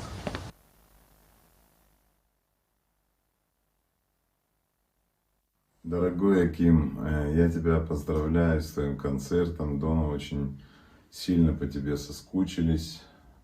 Ты давно не давал дома концерты. Конечно, я должен быть сейчас с тобой рядом, но обстоятельства так сложились. Ну, ты знаешь, я в любом случае с тобой рядом всегда. Наша 40-летняя дружба это уже доказала, что и в радости, и в горести ты всегда со мной рядом. Слава Богу, у тебя все хорошо, ты замечательный человек. Дорогие зрители, я вам скажу, что когда я долго не вижу Акима, у меня вот просто не хватает уже кислорода, потому что он настолько эрудированный, с ним очень интересно разговаривать. Он знает английский язык в совершенстве. Он знает всю литературу, он знает всю культуру, все традиции остинские. Он шикарно знает наш родной язык. Он не просто гениальный режиссер, он еще потрясающий певец. Его бархатный тембр, который просто заколдовывает всех женщин, да не только женщин, всех. Он очень востребован. У него потрясающий репертуар. И, Аким, я тебе желаю всего самого доброго и самого хорошего. Здоровья тебе, всем твоим близким и родственникам. Знай, что всегда рядом с тобой есть Феликс Царикати. Удачи тебе в концерте. И, пользуясь случаем, я хотел бы пригласить всех твоих родных, близких, зрителей ко мне на концерт в Сугу, в этот замечательный зал 24 апреля. Всегда ваш Феликс Царикати.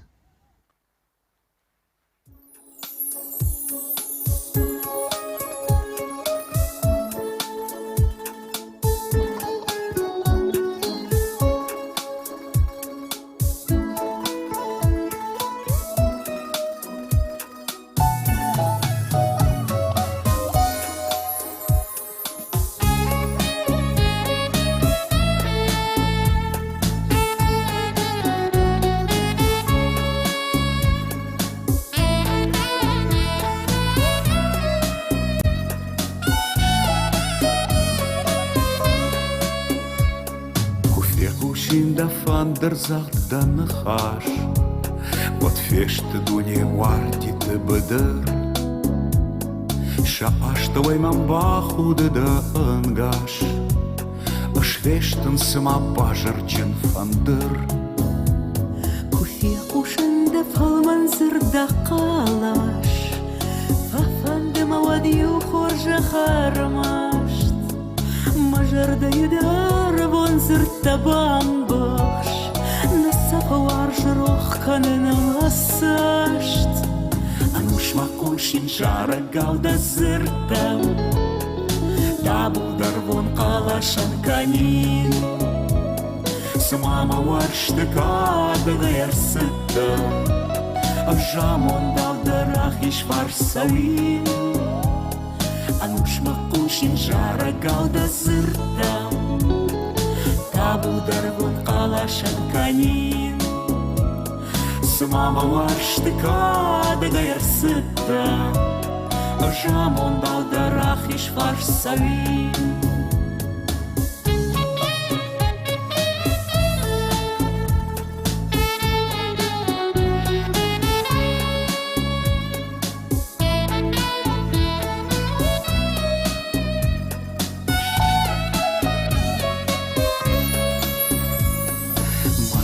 Қалашталы тайдар қошы Ша аштауды шырхдиди нага урашт Да палман хашдар дайдар мам қошы Да хожиш тамамар вырюай кашт Ануш макушин жара гауда зыртам Табудар вон қалашан канин Мама варштыка дагаяр сыта Ажамон далдарах иш варсауи Ануш макушин жара гауда зыртам Табудер вон калашан канин Мама варштыка дагаяр сыта Ажамон далдарах иш варсауи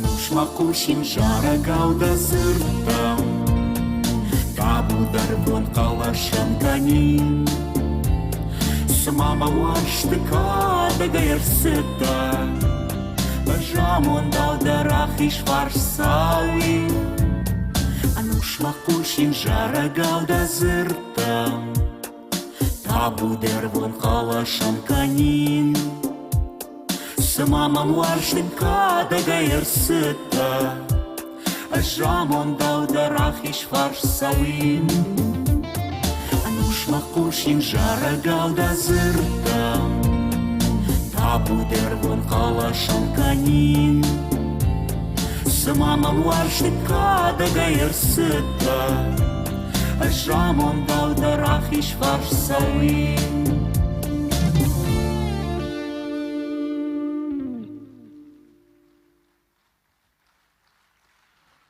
Алла Хадикова, Андрей Клинчаев и ваш покорный слуга. И, конечно же, легендарный Аким Салбиев. Спасибо, Алла. А еще громче. В Москве так не аплодируют. Они очень скупы на аплодисменты. Мы вас оставляем с Андреем Клинчаевым. Спасибо, брат.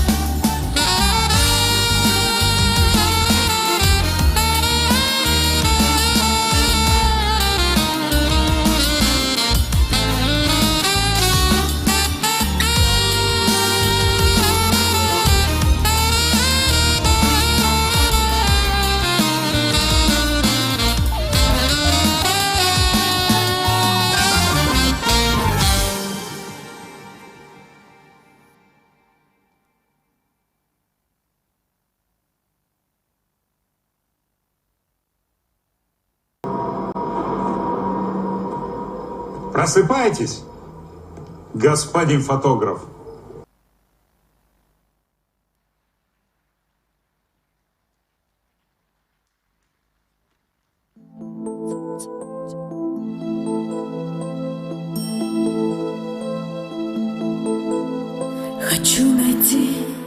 Хочу найти тебя, найти, сказать прости за то, что нет ко мне пути, не той была, не там ждала, но я нашла, тебя нашла, и вновь мы рядом. Хочу обнять тебя, обнять, хочу отнять, у пустоты тебя отнять, хочу понять, одно понять, что день опять не станет злом или адом.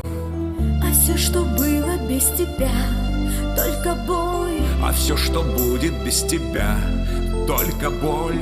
Но все, что будет, будет рядом с тобой, да с тобой, мой любимый. А все, что было без тебя, только бой. А все, что будет без тебя, только боль. Но все, что будет, будет только с тобой. Лишь с тобой. Лишь с тобой. Я много лет, так много долгих дней и лет искал твой след, моей любви, которой нет. Вставал рассвет, он был холодным, как запрет, но твой привет принес мне случай. Смотрю в глаза судьбы, твои глаза, пускай гремит, пускай грозит рекой гроза, но мне нельзя с тобой расстаться, мне нельзя, ты мой родной, мой самый лучший. А все, что было без тебя, только бой. А все, что будет без тебя, только боль. Но все, что будет, будет рядом с тобой, да с тобой, мой любимый. А все, что было без тебя, только бой. А все, что будет без тебя, только боль. Но все, что будет, будет только с тобой. Лишь с тобой. Лишь с тобой.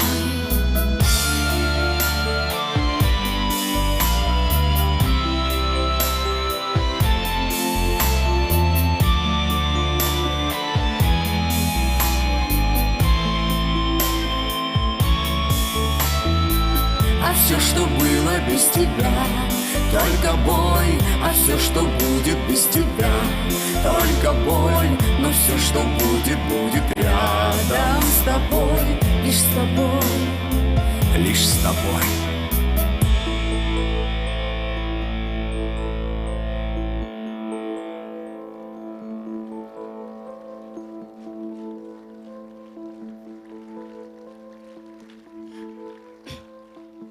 Добрый вечер. Милана Томаева. Она так летела на концерт, что споткнулась. Я поздравляю с этим замечательным праздником. Спасибо всем. Спасибо. Всем, кто поддержал нашего дорогого и любимого Акима. Спасибо. Любимому университету спасибо. спасибо. Спасибо за эту песню, Аким.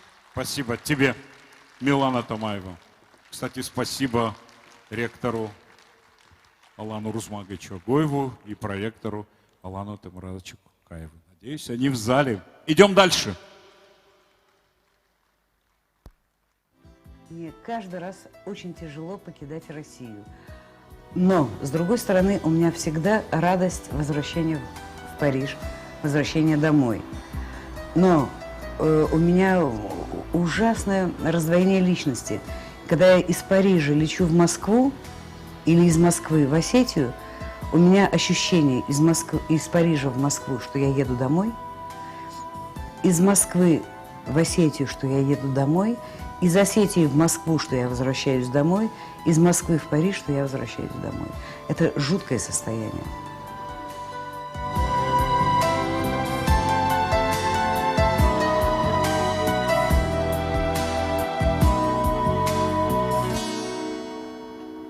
Чем больше родин, тем богаче человек. И у меня их несколько. Я очень богатый человек. У меня родина Москва, а в Москве Арбат. У меня родина Осетия, а в Осетии Алагир и Ардон. У меня родина Париж, а в Париже 5-й район, 13-й район и ближайший пригород Парижа Вильжюйф. И я считаю, что в каждом из этих районов, которые я сейчас назвала, я патриотка этого района.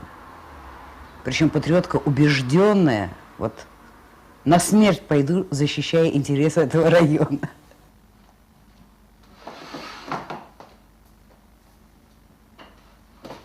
Во Франции сегодня, когда журналист публикует какую-то статью, основанную на журналистском расследовании, статью с фактами, с именами, с датами, с документами о действиях какого-нибудь политического деятеля, обязательно проводится расследование. В России сегодня журналисты могут писать что угодно. Есть талантливейшие журналисты. Они опубликуют материал о расследовании чего-то, а реакции никакой. Говорит Париж, международное французское радио РФИ. Всемирное время 18 часов. В Париже 20 часов. В Москве и в Санкт-Петербурге 22 часа. Добрый вечер. У микрофона Фатима Сулказанова.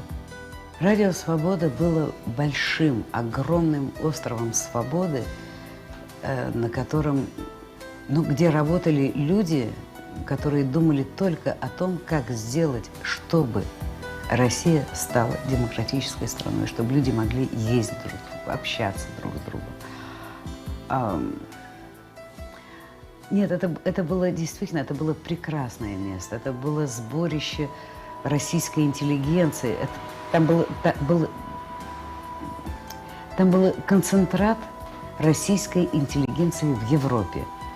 Туда привезли российскую интеллигенцию со всего мира, в общем, но в основном из Европы.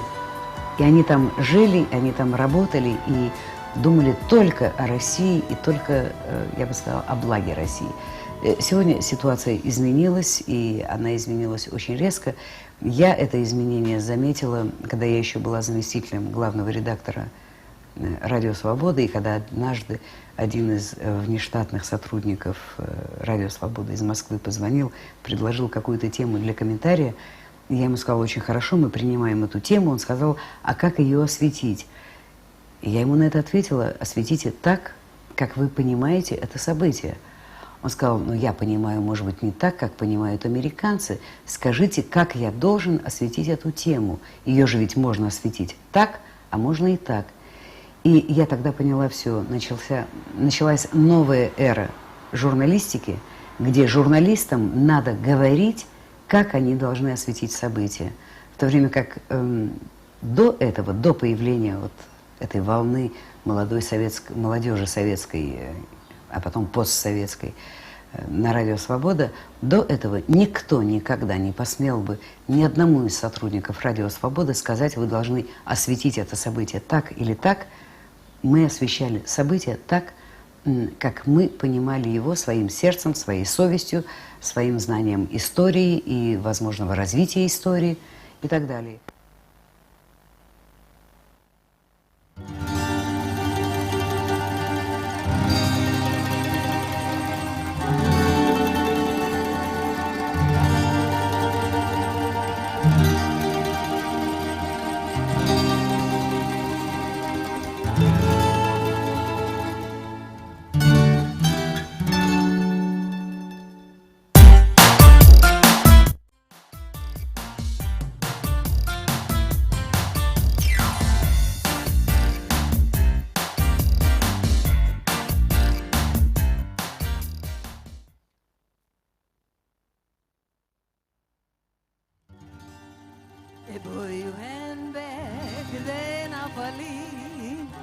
Because him is the seigneurie, the native dancer, the charming song.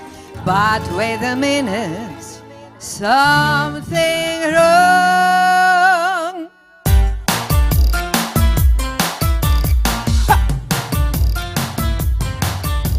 Hey mambo, mambo italiano, hey mambo, mambo italiano, go go Joe.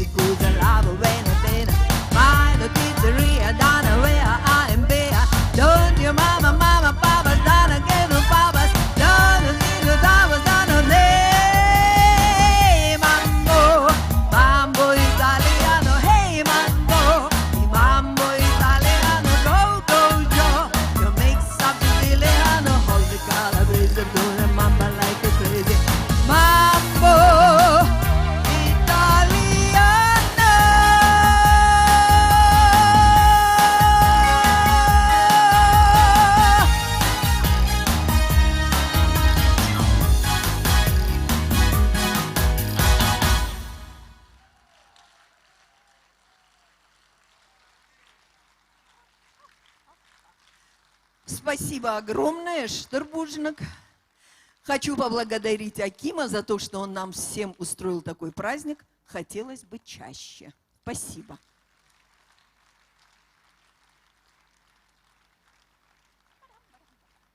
А что так быстро ушла? А я могу вернуться. Спасибо, Залина Захоева. Поклонники дождались, потому что они часто спрашивали меня. Дорогой мой Аким, наконец-то твой сольный концерт на родине. Наконец-то твои большие, горячо любимые поклонники дождались, потому что они часто спрашивали меня, в том числе, когда же приедет Аким. Я горжусь нашей дружбой, очень тебе благодарна за все и знаю, насколько ты талантлив, сколько в тебе талантов. Я бы хотела тебе пожелать, чтобы после этого концерта ты чаще сюда приезжал на родину, радовал публику, делился с молодежью своими знаниями. Ты очень нужен на сети, и мне бы очень хотелось, чтобы важные люди рядом с тобой были, люди, которые заинтересованы в этом, чтобы они тебя вдохновляли и делали все возможное, чтобы ты чаще бывал на родине. Моя душа с тобой в этот день. Я не буду в Осетии, ты знаешь, но я буду о тебе думать и буду посылать тебе лучи добра и вдохновения. Всегда твоя Вероника Джоева. Обнимаю, люблю. До встречи.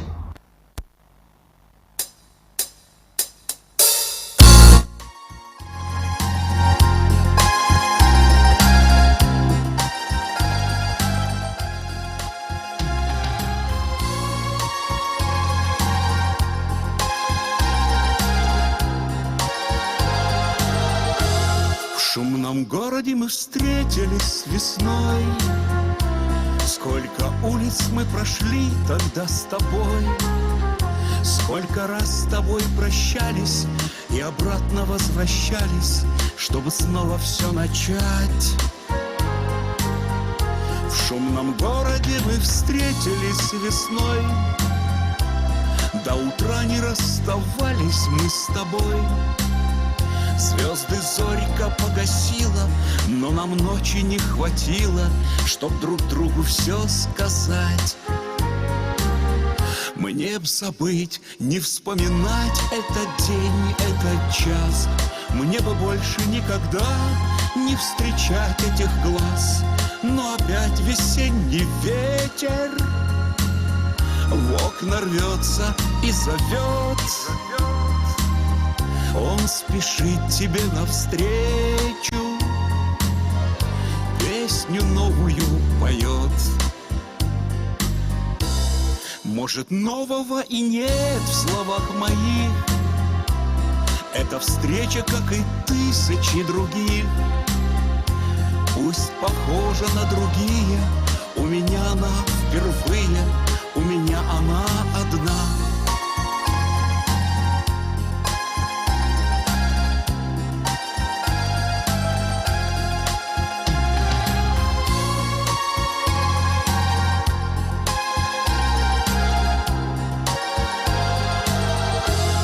Забыть, не вспоминать этот день, этот час. Мне бы больше никогда не встречать этих глаз. Но опять весенний ветер в окна рвется и зовет. Он спешит тебе навстречу, песню новую поет. Может, нового и нет в словах моих. Эта встреча, как и тысячи других. Пусть похожа на другие, у меня она впервые, у меня она одна.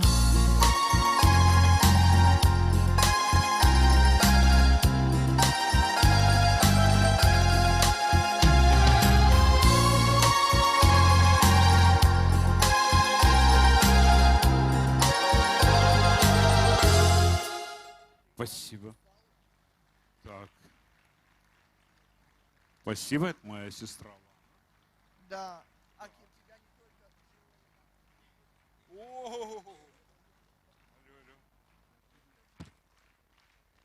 Моя сестра. Еще одна. Еще одна. А поставили столик. Я говорю, а зачем вы столик ставите? Для цветов. Ни одного цветочка. А теперь вот так, да? Спасибо, родные. О, моя одноклассница Светлана Козырева. Спасибо. Ирма Соколовна. Хорошо, что ты у нас есть такой, какой. Замечательный, одноклассник, друг, родственник, все в одном лице. Вот и так. талантливейший... Мама Козырева. Да, и талантливейший человек, в чем мы убедились сейчас опять. Спасибо. А сестра Зарема? Удачи тебе, Аким. Спасибо. Спасибо. Так, режиссер Сослан Коцлов не зря поставил столик. Идем дальше. Немного осталось.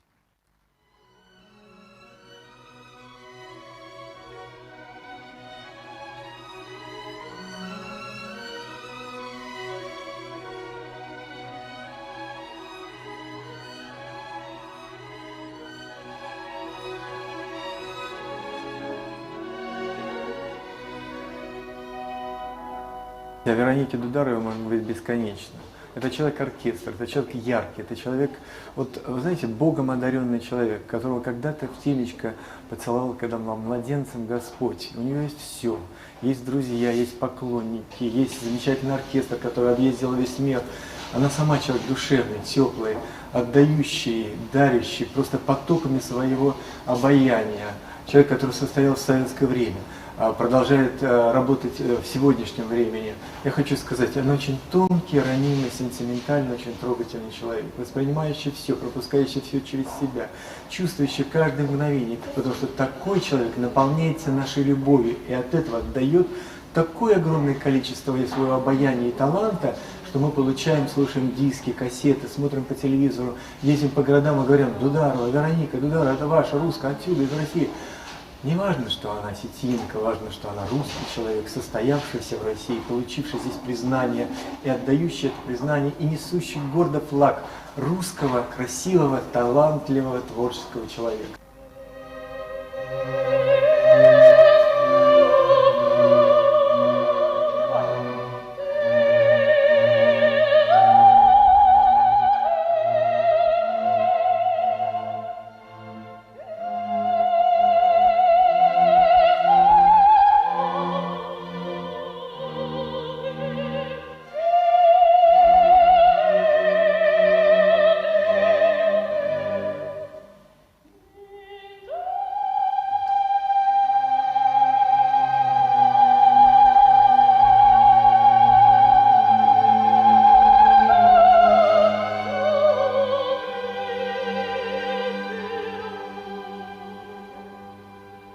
Нашей специальности, физики и астрономы, тоже отметили Веронику Борисовну тем, что одна из малых планет Солнечной системы названа ее именем.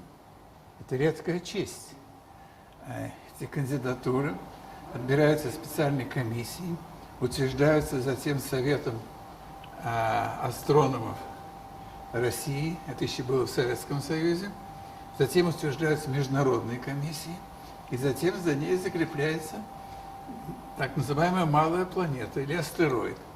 Это тело диаметром несколько километров, которое вращается между Марсом и Землей и является частью Солнечной системы. Некоторые из них, в принципе, могут упасть на Землю, но я уверен, что та планета, которая названа ее именем, этого не сделает.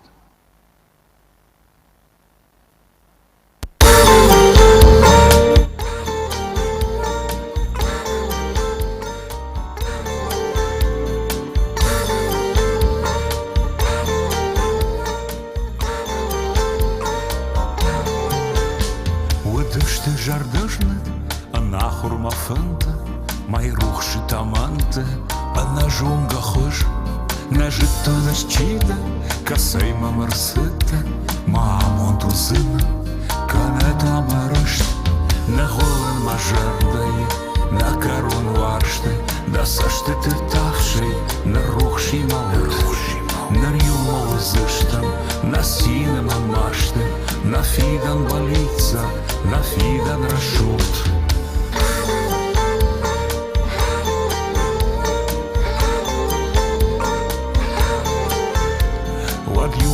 Гомай, фажын тамараша, кадма дамыш каштан, анкалма кадма, машуша как шагаш, мадища джуашек, да фарсына в шаруш, фажын диманма, на голен мажардай, на корон варшты, да сашты ты тавший, на рухший малыш, на рюмова зыштан, на синема машты, на фидан болица, на фидан рашут.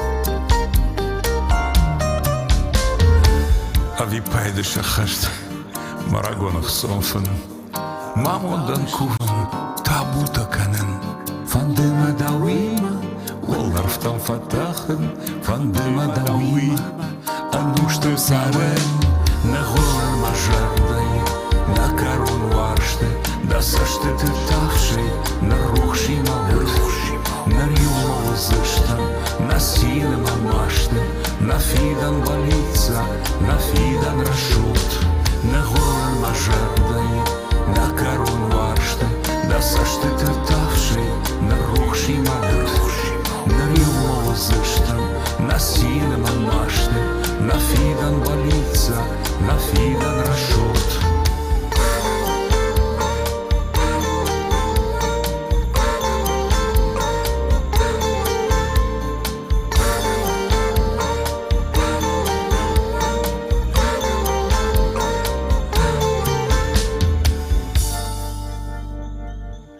Я все смотрел, где автор слов, актер, режиссер, Валерий Царев, это его дебют в песне. Нет его, да? Ой, какие люди, ёлы-палы. Рулят. Козыревы рулят, мамина фамилия. Он ушел курить на своей песне, да? Что? Не убавить, не прибавить. Сейчас следующая песня будет через 2 минуты. Автор стихов, поэт Залина Басиева. Ты курить не уходи только, ладно? Спасибо. И папа, и мама, это вообще были 2 таких очень красивых человека. Знаете, а они не только красивые были внешне, но внутренне эта красота. Ну, просто я преклонялась перед своими родителями. А папа мне, да. Во-первых, вот тот, я же говорю, у него сыновей не было. Кавказец. Конечно, ему хотелось, чтобы кто-то его дело продолжал. Он никогда мне не говорил. Никогда мне не просил ни о чем, что он хочет, чтобы я его дело продолжала. Но я это чувствовала. Я помню, как-то приехала к нему на репетицию. У меня были там, знаете, каникулы там. Вот. И, значит, идет репетиция, и кто-то сказал, ну, Зерочка, ну, сядь на коня. И я села, действительно, так проехалась, и так посмотрела на папу одним глазом, а он такой, знаете, сразу. Ему понравилось, наверное, дочка, как он хорошо сидит. И, знаете, вот это вот мне сразу все решило. И я пошла. И на этом коне 40 лет просидела на белом этом коне. И вы знаете, наверное, и в прямом, и переносном смысле.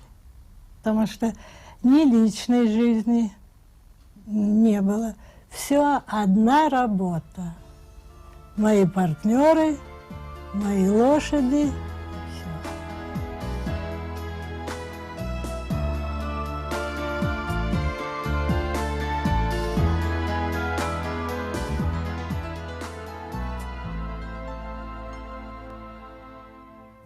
очень тяжело было работать. Очень. Ведь у нас вот эта площадка, это глина, а там, как мне этот бедный, там импресарио этот был, все эти айс-ревью, вот он привозил к нам, вот это, ну, миллионер, богатый человек, и он мне всегда, так у него глина, он мне всегда глина. Они мне привозили какую-то лабораторную глину, ну, это было ужасно. И тогда вот Никулин был, Юра, да, все, Киев. И только вот мы, это уже 3 часа до начала, еще ничего не готово. Значит, посыпали они, давайте польем. Потому что проваливались мы вот так, знаете, в этом песке. Как это лошади будет, ну, а уже начало, он бегает скорей, скорей.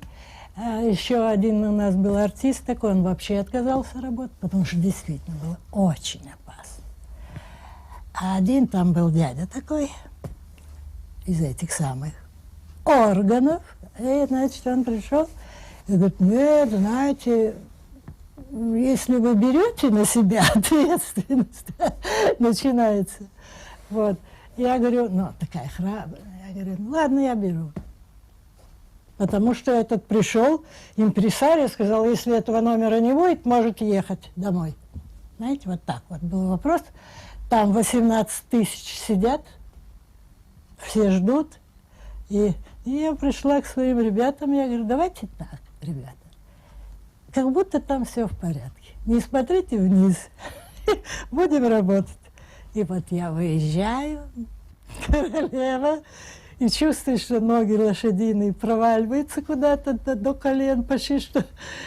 И у меня такой шаг, и я иду, думаю, боже мой, сейчас как выскочу, там 20 человек за мной, и что будет? Как потом говорил этот Юрочка Никулин, царство ему небесное, он говорил, боже, там, говорит, бомбежка во Вьетнаме, что там творится? И знаете, полиция, когда мы закончили, там одна женщина кричала, потому что барьер разошелся, и там такое пространство, и лошадиные ноги только мелькают, и, наверное, это было страшно, конечно. Вот, и какая-то там тетя кричала, и когда мы закончили, вся полиция выстроилась, знаете, нам честь отдали. Вообще, как нас назвали тогда, помню, если вы, говорит, хотите быть завоеванными татаро-монгольским игом и от этого получить удовольствие, то идите посмотрите Иристон.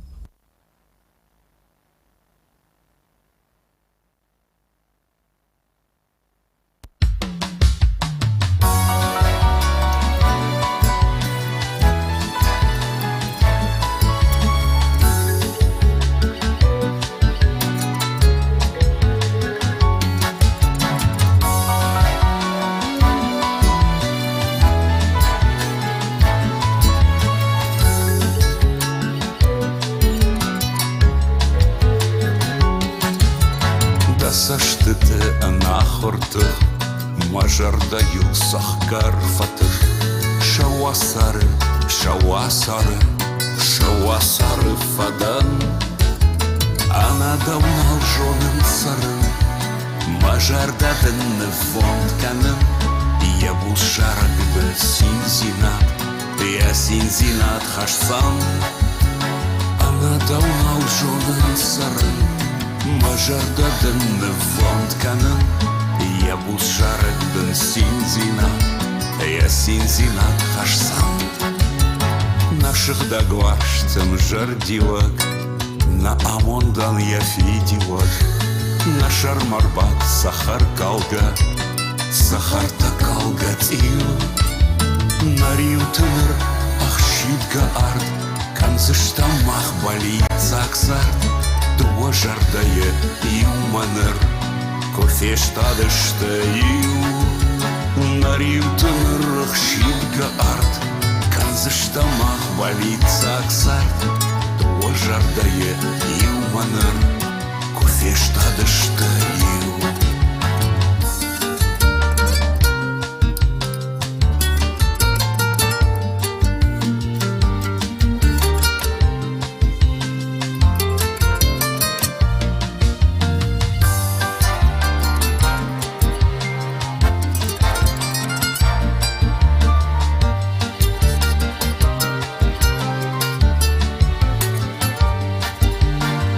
Саштыты фалман таман, мажардаян, ясин калан.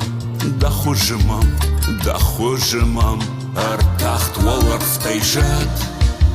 Ныртав занма, дауды қар, равдау занна, тусауы ар. Усанинын, аппат дуне занат. Ныртав занма, дауды қар, равдау занна, тусауы ар. Усанинын, аппат дуне занат. Ныртав занма, дауды қар, равдау занна, тусауы ар. Усанинын, аппат дуне занат. Усанинын, аппат дуне занат.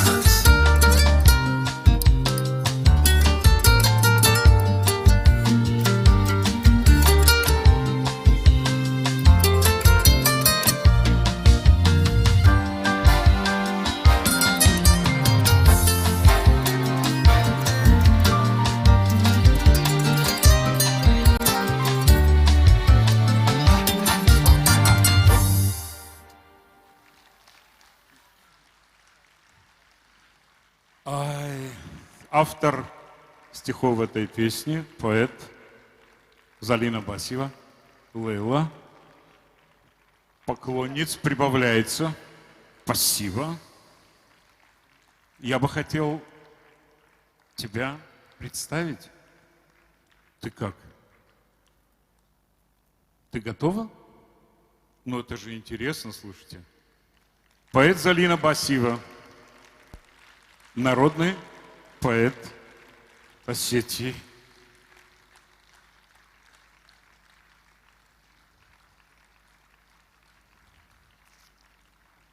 Я хочу сказать, что как эти стихи были найдены. Я летел самолетом и в кресле нашел сборник стихов 2014 года. И прочитал, и написано было «Жарок». Я говорю, есть жарок на эти стихи? Ты сказала нет. Так что вот Тамара Персаева написала музыку замечательную. Такая же замечательная музыка и на стихи Валерия Царева, Мадища Джуажек, который курит третью сигарету уже, наверное. Нахаштан, Залина. Бужнак Аким, спасибо тебе большое за такой праздник, который подарил всем нам. Я счастлива, что я с тобой близко знакома, и я знаю тебя разного, но ты всегда во всех этих направлениях бываешь всегда очень талантливым, на самом высоком уровне. Вот. И так как сегодня праздник, на праздник всегда делают подарки. И я вот думала, что ж подарить, петь я не умею, на музыкальных инструментах тоже не играю. А потом подумала, дай-ка я ему подарю то, что я умею делать лучше всего. Переведу одно из стихотворений Акима Салбиева на остинский язык.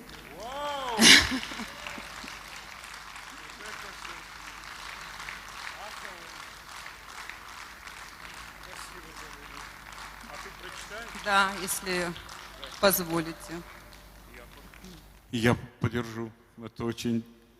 Нет такого слова «волнительно», но когда человек волнуется, он же это слово говорит. Я на филфаке учился, я не должен говорить такие слова. Но очень волнуюсь, Табовщи.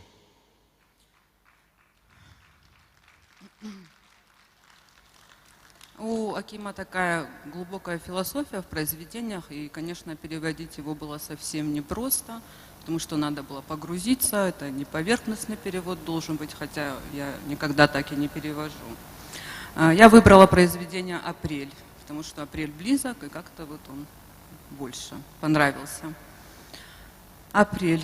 Машон жарда шындагравда уаран, ахшавы гонжалта шабразинада уаржан, артивак райзаштын куадаргва енехшан.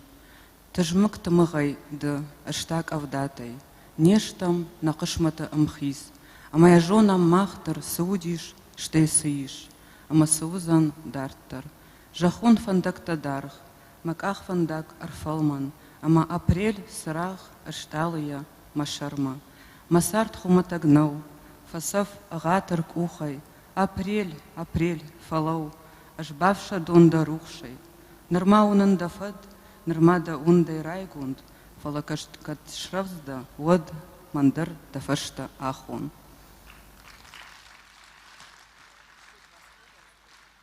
Спасибо. Апрель ласкает дождь израненную душу. Я рада, что ты узнал стихотворение, значит, перевод удался.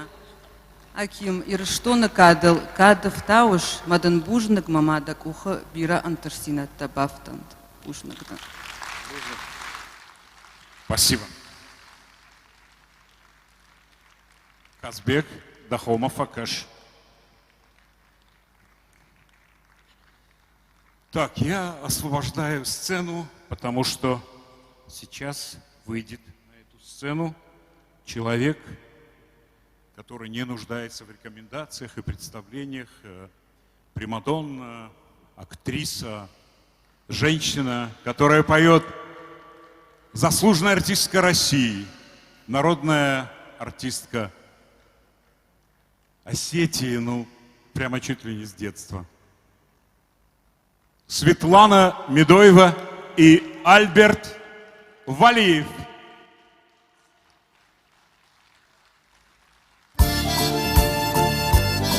Моя любимая песня «Валса».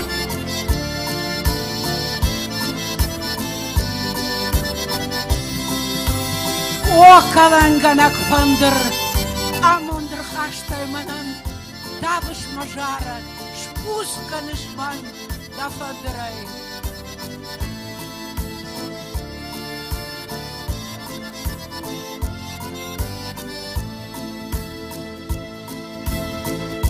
Арлауыт тауалсак, цахфалышты валсак, на камты на хахты тарай калиш сарт.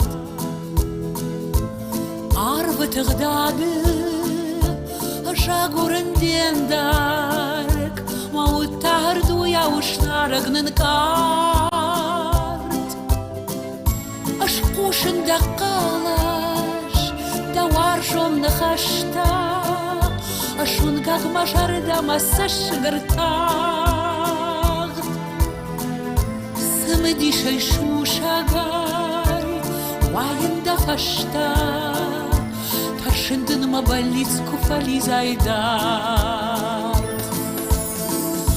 Ана жахон варштайта, вайзаг мажарда, ардагах шафтыта махушак фалыгт. Канын стамын ногай, шашарджы тажатта, мажарда юаршта випайдышыт. Ашкушыт да калаш, да варжонны хашта, ашун гаг мажарда масаш гырта. Сымыдишай шушагай, вайында фашта, таршындын мабалицку фализайдарт.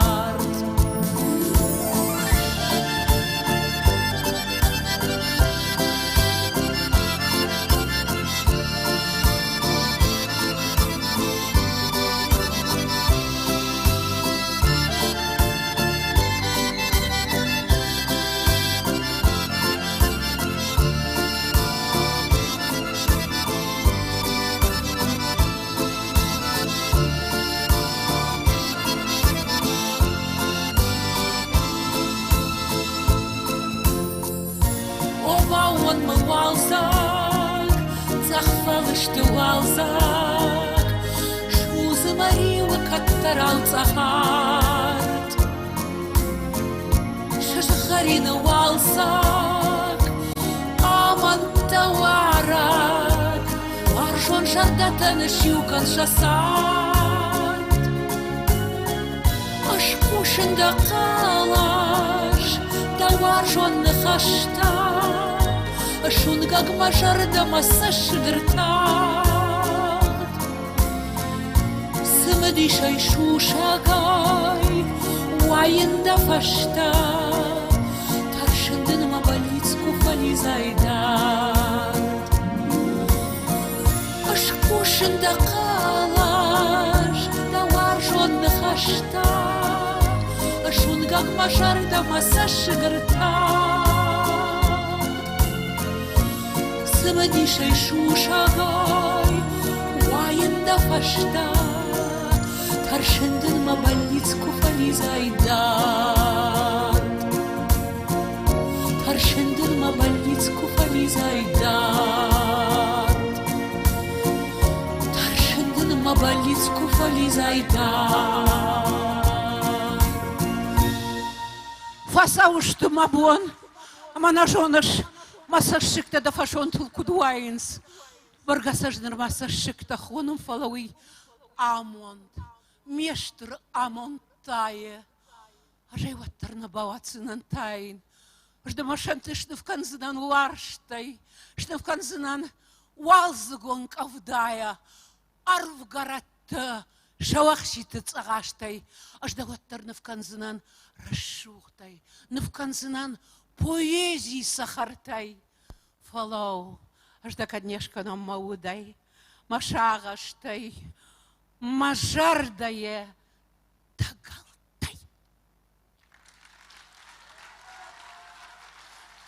Альберт самый-самый красивый, талантливый парень. Спасибо тебе большое. Расума. Расумардым. Елхот таглапу расумардым. Рахаш мамам манасыр бахаш тонудон.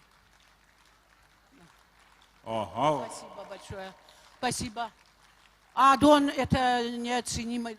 Держи, пожалуйста. Все знают, что я люблю только талантливых людей. Бездареней просто ненавижу откровенно. Я дружу, питаюсь. Бирета чижона. Абон сажарзинан кудумбала яфта. Бирета жонан сма. Махдалджино канан смана. Кушчите. Алсамайдар сайрайдайма. Яфта манайр аким хужан. Хойбарс хажна донш котта. Ирштона нафала. Варашияндар. Ама абон. Хермани аслапу. Ялхота кадуатар. Уй, мажда как чижжагана, она куштуна куст. Ярцебрайшинска, министр-то культуры, а пандар культура мапнисм варен сят яханта. Хермана ждормахифа канон маража его доскрон, ждарекам жозудан. Man тухаин кужахтой, щербная женщина такая, man кужахтой. Медуевая народные, ну, как хата табасат таканам, жога. Варши, Адамовна. Нет, я сказала, нет. Я Ленин. Ленин тоже причем, да на бамбарша. Хаска манулку каныш Ленин кой-то, каман. Мада Ленин надо. Рмара хаш мамы камиштима газеты-то. Газеты-то фембрт канын. Самые талантливые люди. Машехшанчи, бакашбаса чисти гудон. Мана Нахи, единственный, как Зифа Цахилова все время говорит, Светлана, мы часто говорим, он у нас единственный. Мана Аким Салбиев. Алимбекович, спасибо. Давайте ценить друг друга, дорогие друзья, где бы мы ни были. Ага. И послушай, ты сколько лет это собирала? Это Герасимове, от Тамаре Федоровны Макаровой, обо мне. Это 14-й год. Это там еще посмотри, там и Макарова, и там Образцова, и там кого только нет. И вместе с ними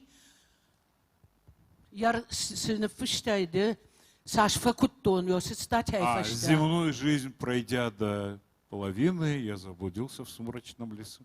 Самон Факуттай. Яфта, Сама нафуштайды. Почитай, расскажи в 2 словах. Ну, пожалуйста. Да, я сохранила.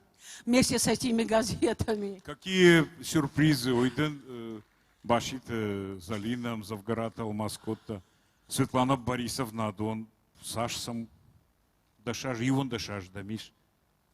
Да кушт каждый макушканза. Қуамаманам дуэттер дует. Кушты фадылдын сузурын, кашак балқармамын базыр той, так что матыш, агуштена бажайзын. Мана ертадам фазыр той. Ардам нишина. Ждам фазурдына. Здесь местов нет. Да, но мы все-таки надеемся, что ты вернешься в свою родину, да, до родины Куамавай. Да жонын зинетті Куама мана рыгаттын дыттай. Ермауын дуаны хашы жағзынан. Куама дуетнын фышта, мана валзак чини фышта регинда зебойты. Моя одноклассница. Ама задуа валзагон хуран я жалдак тынта шоумайртахыл таманта калынс. Ел хоттагла пуе шанчау сашсита. Что? Что калынс? Массаж тылуайнс. Там просто я переправила кое-что. Агаштуне сахарта калынс, а пат баштаил. Ярма мана да хажнатет хай. Артивга хашиш нартон ладженом. Да харжиудита, да кадал зурак. Да наиран хажнак, хаждык хажнадон. Ой, саг автоу. Ама авто накаразил кусинканикам. Авто вот тама ардгей. Ну, авто вот басинканам жага. Яр аж акимыл бира хатыты диш коттон, бира. Я жонын зинаттыл, ахырыл коттон. Я гаджет это саман бірканан. Райшын зысыздарта махисан. О, швармая, да хоржахай. Я саунарава дуету и дарун жагон в 2 словах. Композитор Куама золоту белла нафыштает мелодии. Ма фарнчни ахауди со стрясения мозга райшта. Ма йойта хайна равади. А хоржин хашташте. Тенга, мама дарафта каше. Я тебя очень люблю. Ценю тебя, да, я тебя обнимаю. Ты мой сладкий. Спасибо. Я хамла путанам. Филдар кудуа. Я хамамон хсауратат. Мы надеемся все-таки. Шмахта хисавадма. Хаштаг дарышту, тумамаю, шмахтари удгай, да хаштаг ищите. Махисаудр так да. Светлана Медоева, легенда осетинской сцены, осетинской песни. Аким Салбиев. Давайте маленькую зиму забабахаем. Спасибо. Я такая хамкафтышканина, рад и пусть выходит. Заканчивать надо уже, да? Я еще слово дам одному человеку. Такой гость у меня, вау!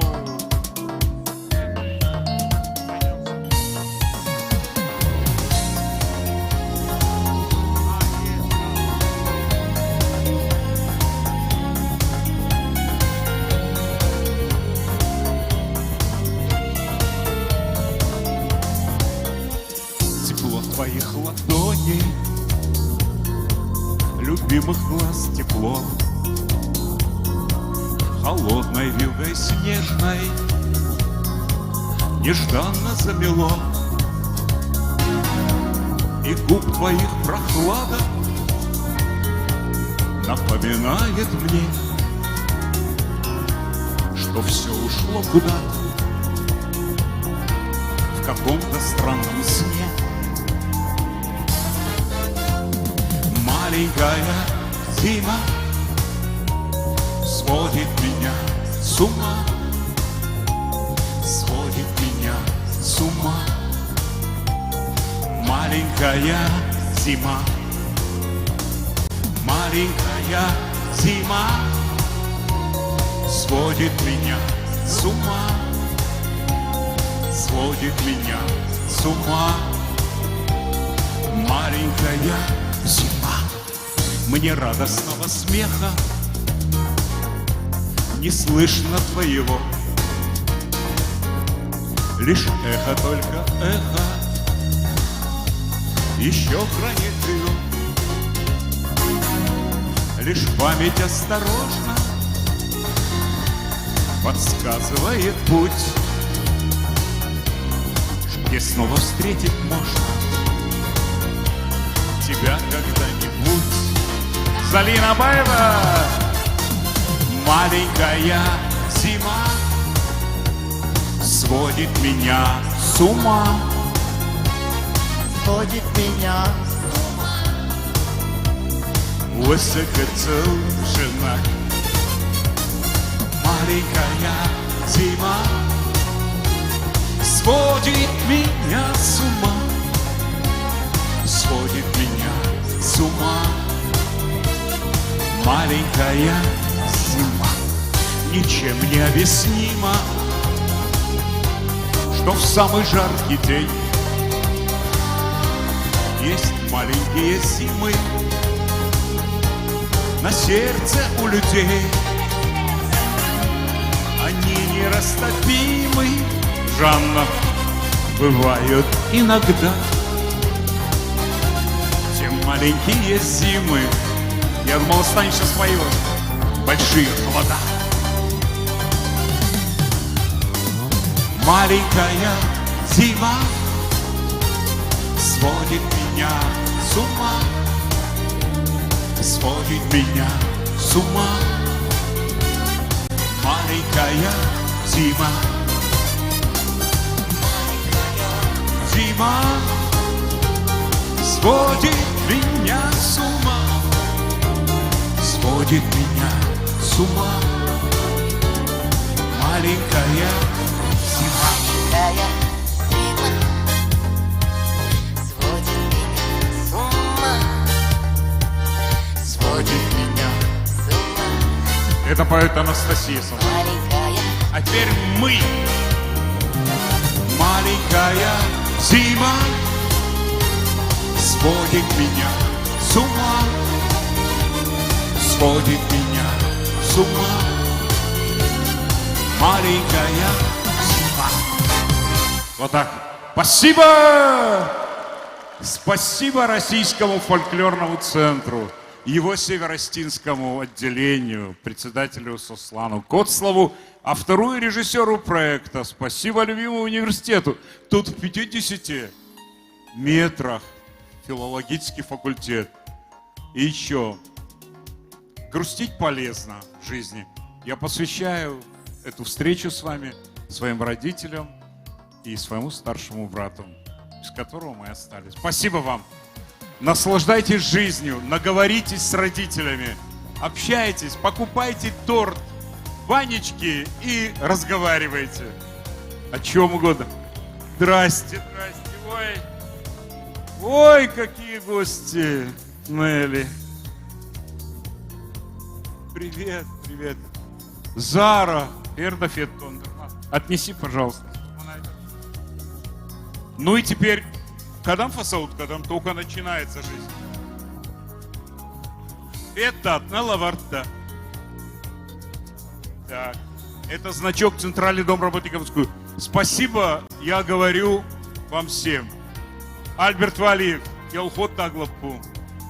Легенда пронзительная. Светлана Медоева. Какие регалии! Народная, поистине народная артистка. Певица, которая, кажется, к нам приехала откуда-то из Бразилии, из Италии. Залина Захоева. Самый-самый поющий классик. Я считаю, что он продолжает традиции Кима Суанова. Артур Джемиев. Несравненная, всегда красивая, всегда удивляет нарядами, песнями, собой. Алла Хадикова. Ну все народные же артисты. Мои первые дуэты появились благодаря этой актрисе и певице. Тебя я как-то пообещал и выполнил свое обещание. Римма Царикаева, заслуженная артистка Осетии, певица, актриса. Ну, этот человек вообще как будто Бог его забыл здесь на земле. Андрей Клинчаев. Мы написали за прошлый год целый альбом. 6 дуэтов и 4 песни. Композитор, певица, актриса театра и кино Тамара Персаева. И наша надежда Рислав Санакоев.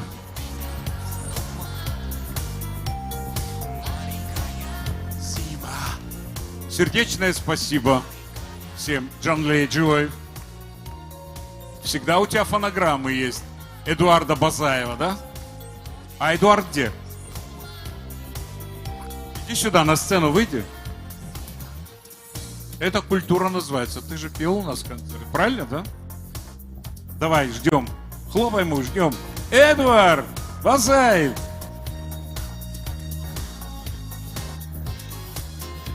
Сергей Трофимов — это, ну, такой русский Эдуард Базаев. Сослан Коцлов, автор, режиссер, упертый, упрямый, но всего добился, как задумал. Давайте поприветствуем и пригласим его на сцену. Председатель Северостинского отделения Российского фольклорного союза. Пирамазур Занжафта. Хиштар Каштарнали. Ну, стесняется.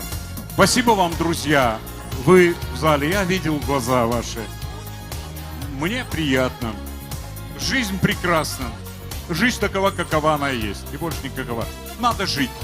Жить одним днем. Мы не знаем, что будет завтра, поэтому сегодня мы были вместе. Спасибо, спасибо, спасибо.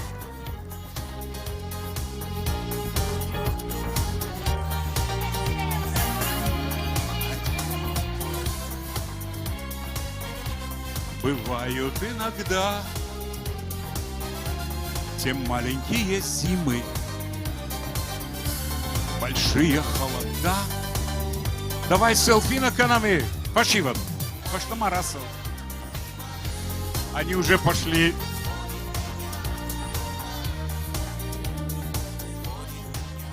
Спасибо. Спасибо. Знаете, как сказали, лучшие дни выпадают на долю тех, кто посмеет быть безумным. Да, Алан Васильевич Бурнац?